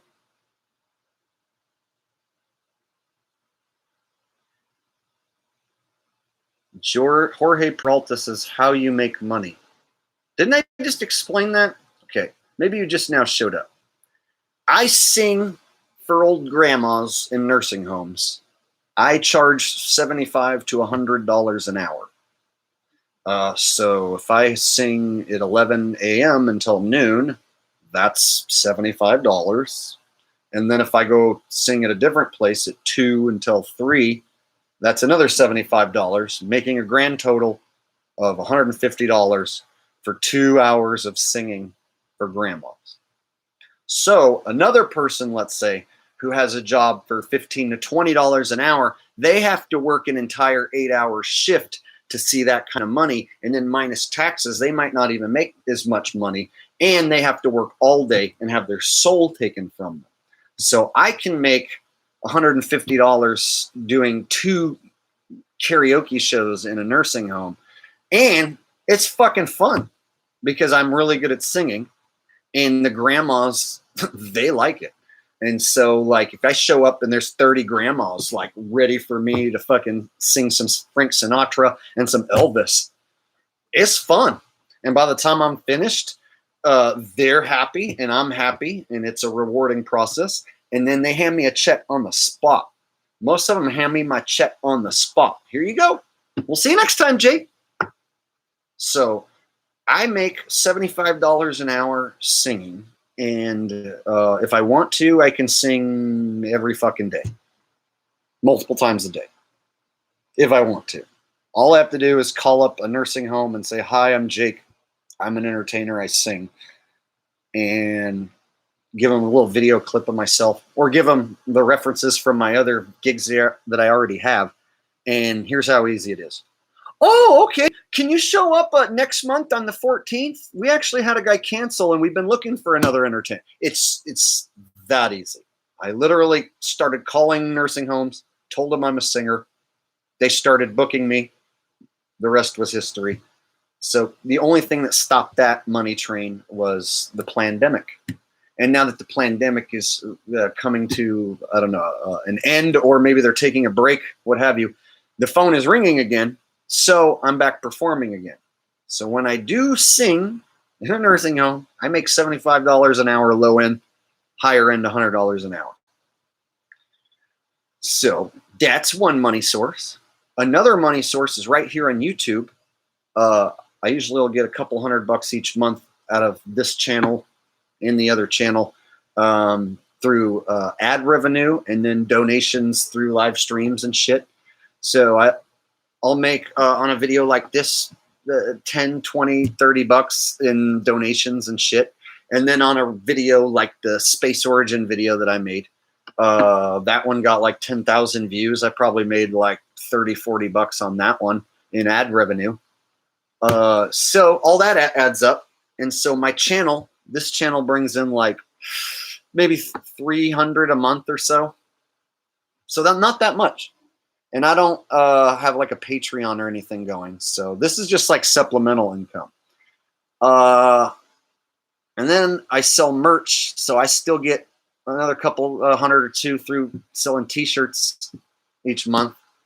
Some months more than others. Like if I come out with a new shirt and I'm really slamming it, like when I came out with the "Proud to be Coronavirus Free" shirt, I sold a fuckload of them right out of the gate. Sold a bunch of them.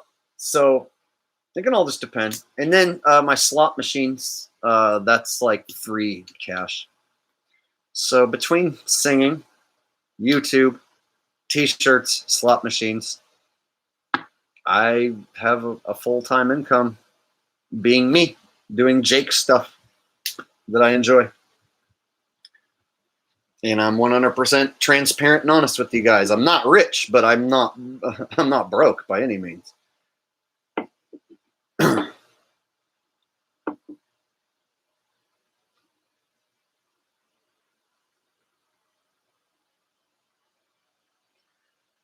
Marin Molestinik says $300 a month is half my pay here in Croatia. Yeah, there's people in third world countries that they've never seen $300 a month, and to me that's just some side money for doing YouTube. So I don't do YouTube for the money. I do YouTube mostly because I fucking love. This is part of my soul.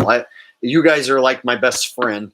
And without you guys and my connection with you guys, then I'm a depressed, lonely guy, without very many friends. So I mostly do YouTube because I'm a born performer and I love the connection with you guys. So the money takes care of like my phone bill, and it helps, but I don't live on it. Like there was a time where I could barely get by paying my rent on YouTube, but it was rough. And that was back in 2016, 17, 18, when the channel was rolling a lot stronger. Flat Earth topic was huge. The channel hadn't been shadow banned yet. YouTube was putting my videos in rotation and actually ranking them and showing them in search results. And then once they took me out of search results and basically put me on the ban list, the views just fell off. And then the Flat Earth thing kind of fell out of favor. And then I went after a lot of other channels and a lot of people got mad at me. So the views over here decreased quite a bit from what they used to be. And so now it's mostly, I just go do this just because I enjoy the connection. Like tonight, I've been talking to you guys for 3 hours. I made a couple donations. So why am I doing it? That's because I get some sort of enjoyment out of it.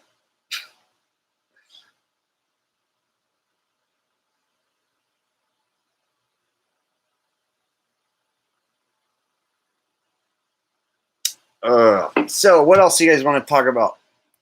Oh, someone mentioned TikTok. I haven't done TikTok. I'm kind of lazy when it comes to moving my content to other platforms, because when I have moved my content to other platforms, it doesn't get traction. Like BitChute, Odyssey, you could see uncensored content of mine over there, the videos that were removed, but they don't get tens of thousands of views. They don't get a ton of traction, and I don't make any money on them. And so I don't get any sort of compensation at all. And so at the bare minimum here on YouTube, I can at least, make enough to pay for my phone. You know what I mean? It's like the phone is like $100 a month to have unlimited minutes and whatever. A basic iPhone plan is usually $75 to $100 a month. So at least being able to pay a phone, and then my gas bill is astronomical for the van. Gas is fucking outrageous.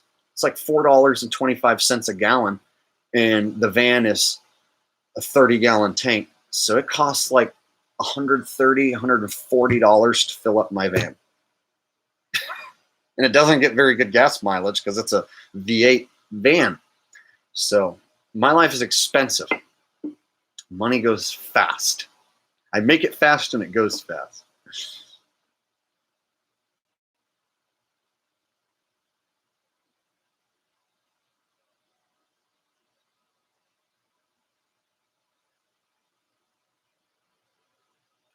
Mr. Chris 7582 says, should I donate to you, Jake? Yeah, you can.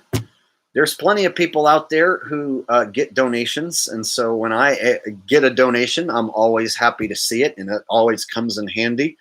Like I said, this channel pulls in, a few $100s a month, and that's donations included. Without the donations, then the ad revenue, I'm lucky maybe to make $100 with this channel. So if you have money and you want to donate it, I will be glad to take it and I will thank you, but I'm not going to starve if you don't. And you don't see me making videos saying, hey, you guys, I had this terrible thing happen and I need you to give me X amount of money. Otherwise, blah, blah, this bad thing will happen. And I've seen a lot of other YouTubers do that. And I know, it sucks to be in a bad situation. But there's sometimes I've seen like some of those globe guys, like some of the globe guys who attack the flat earth. I've seen them do these fundraisers like, oh, I'm going to get kicked out of my apartment unless I make $2,000. So can you guys please donate $2,000?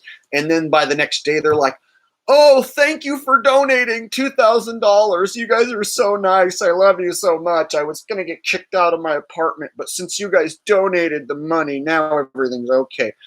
I've seen a bunch of people pull that shit. And that at that level, when it's e-begging or whatever, I don't condone that. But if somebody just randomly is enjoying the content and gives me a super chat, then hell yeah, I appreciate it.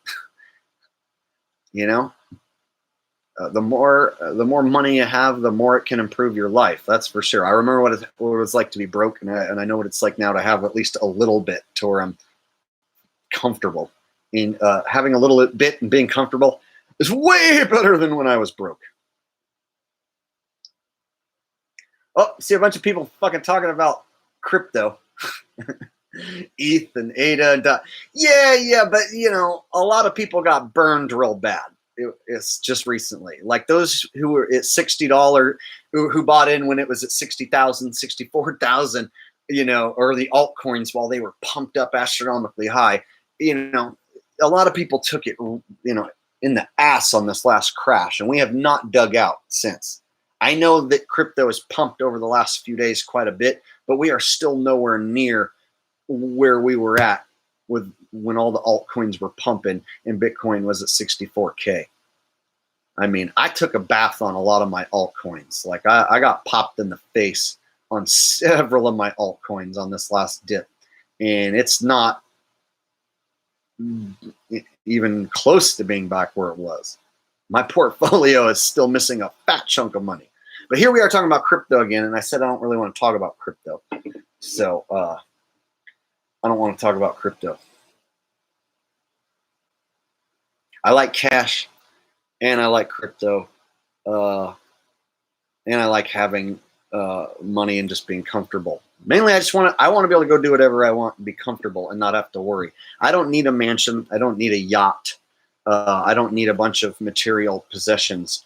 Really, I just need to have the proper equipment, computer-wise, music-wise, that I can be creative, have fun, and then I like to travel and enjoy myself.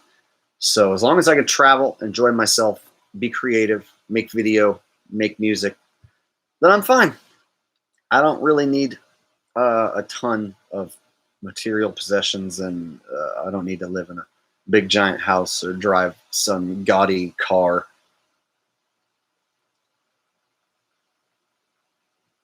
Someone's asked if I stack silver or gold. No, I don't have any silver or gold. I have cash and I have crypto. That's what I have. My thing with silver or gold is that those are rocks. And so if you want to turn your gold or silver into cash, you have to sell it at a loss to a person, basically. Nobody wants to fork over, top dollar for those rocks, so you have to go sell it and then turn it back into cash at that point. And then if you're just sitting on it, well, then you're just sitting on a rock. So when people say crypto's a scam, you should buy gold. It's like, dude, if you're just sitting on a rock, it just becomes what you perceive as wealth at that point. It's like you can't eat the gold. You in a crisis situation, you'd have to turn around and try to go sell it. And if it was truly like a power off zombies sitting in the streets, people in the streets looting and rioting, what are you gonna do? Try to walk around with a chunk of gold like, hey, does anyone want to trade this for something? So the problem with having gold and silver is like the same problem with anything is if the shit hits the fan, what are you gonna do? Walk around with it? Ask people to fucking trade? You want this rock? It's like, dude, a hunk of meat will be way more valuable than your gold bar if you were starving and in a zombie apocalypse situation. The same can be said with, you know, your cash. Like, what does it matter in a zombie apocalypse situation? All you can do is wipe your ass with it, light it on fire, you know. But while we're not in a zombie apocalypse, well, then you can buy everything with cash and not that much stuff with gold. And what I mean is you can't just walk around with gold, a gold bar, and be like, here, let me shave you off some of this for that fucking pair of pants. I want that pair of pants. Here's some gold shavings. So cash, you know, you can fucking buy stuff with it. And I make cash easy. I just walk in, press buttons. And so I like having cash. I think it's fun. Like, I took a bunch of cash and then I went to watch Blue Oyster Cult play and I bought fucking good food and mushrooms and whippets and fucking beers, my tickets. I bought all that stuff with cash. I didn't buy it with a gold bar. And then I had a fucking amazing time. So, yeah. Meanwhile, my crypto was sitting there doing what it does, going up and going down. I don't know. It's all what it is.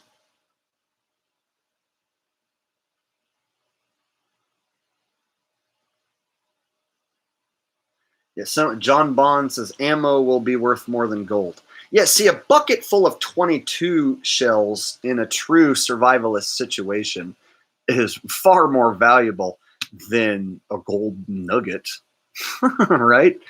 Like in a survival situation, fucking cash, crypto, gold, silver, pretty worthless. But when you're not in a survival situation and that's all worth money, well, then fuck, buy stuff with it, man.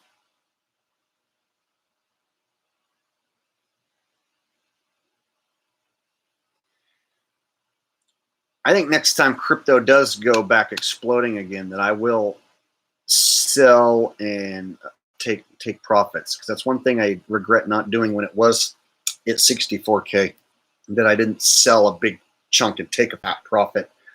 So if it does go back up there again, and it should, and all the altcoins pop again, let's say at Christmas time they all pop again, then I'm gonna fucking sell a chunk and take a bunch off the table, and then I'll wait for it to crash and I'll buy some more.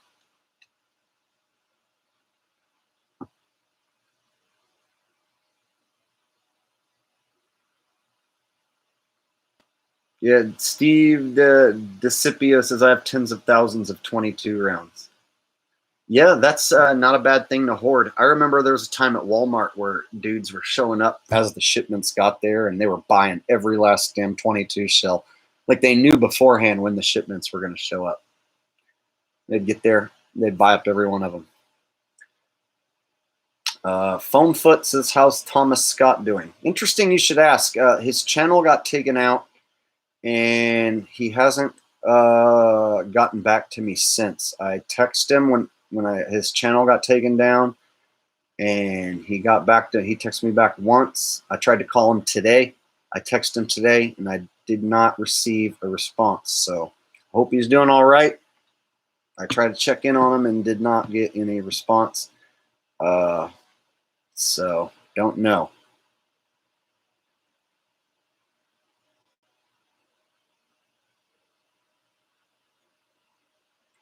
But you know, he's got a lot on his plate. He's got 3 kids and stuff, so he might just be really busy.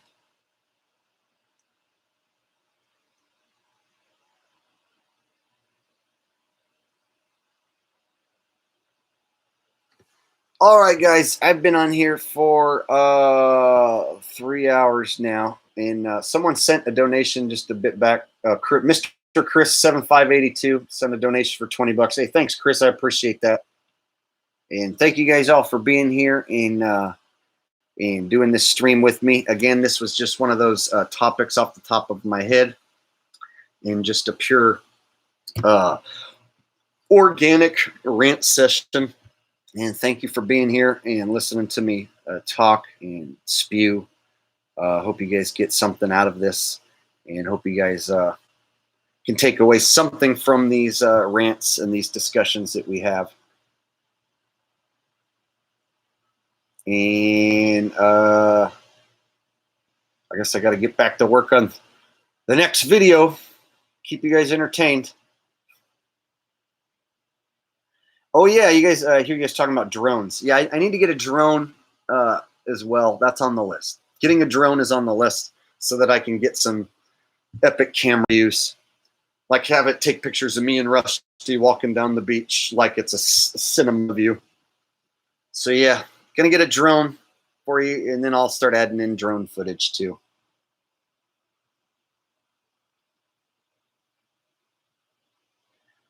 All right. So until next time, I guess you guys have a good night, and I'll see you guys next time.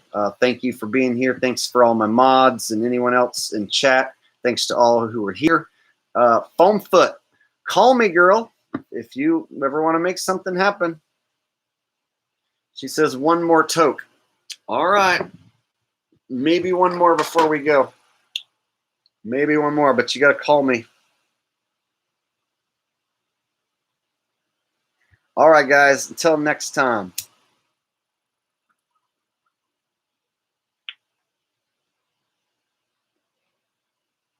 Peace.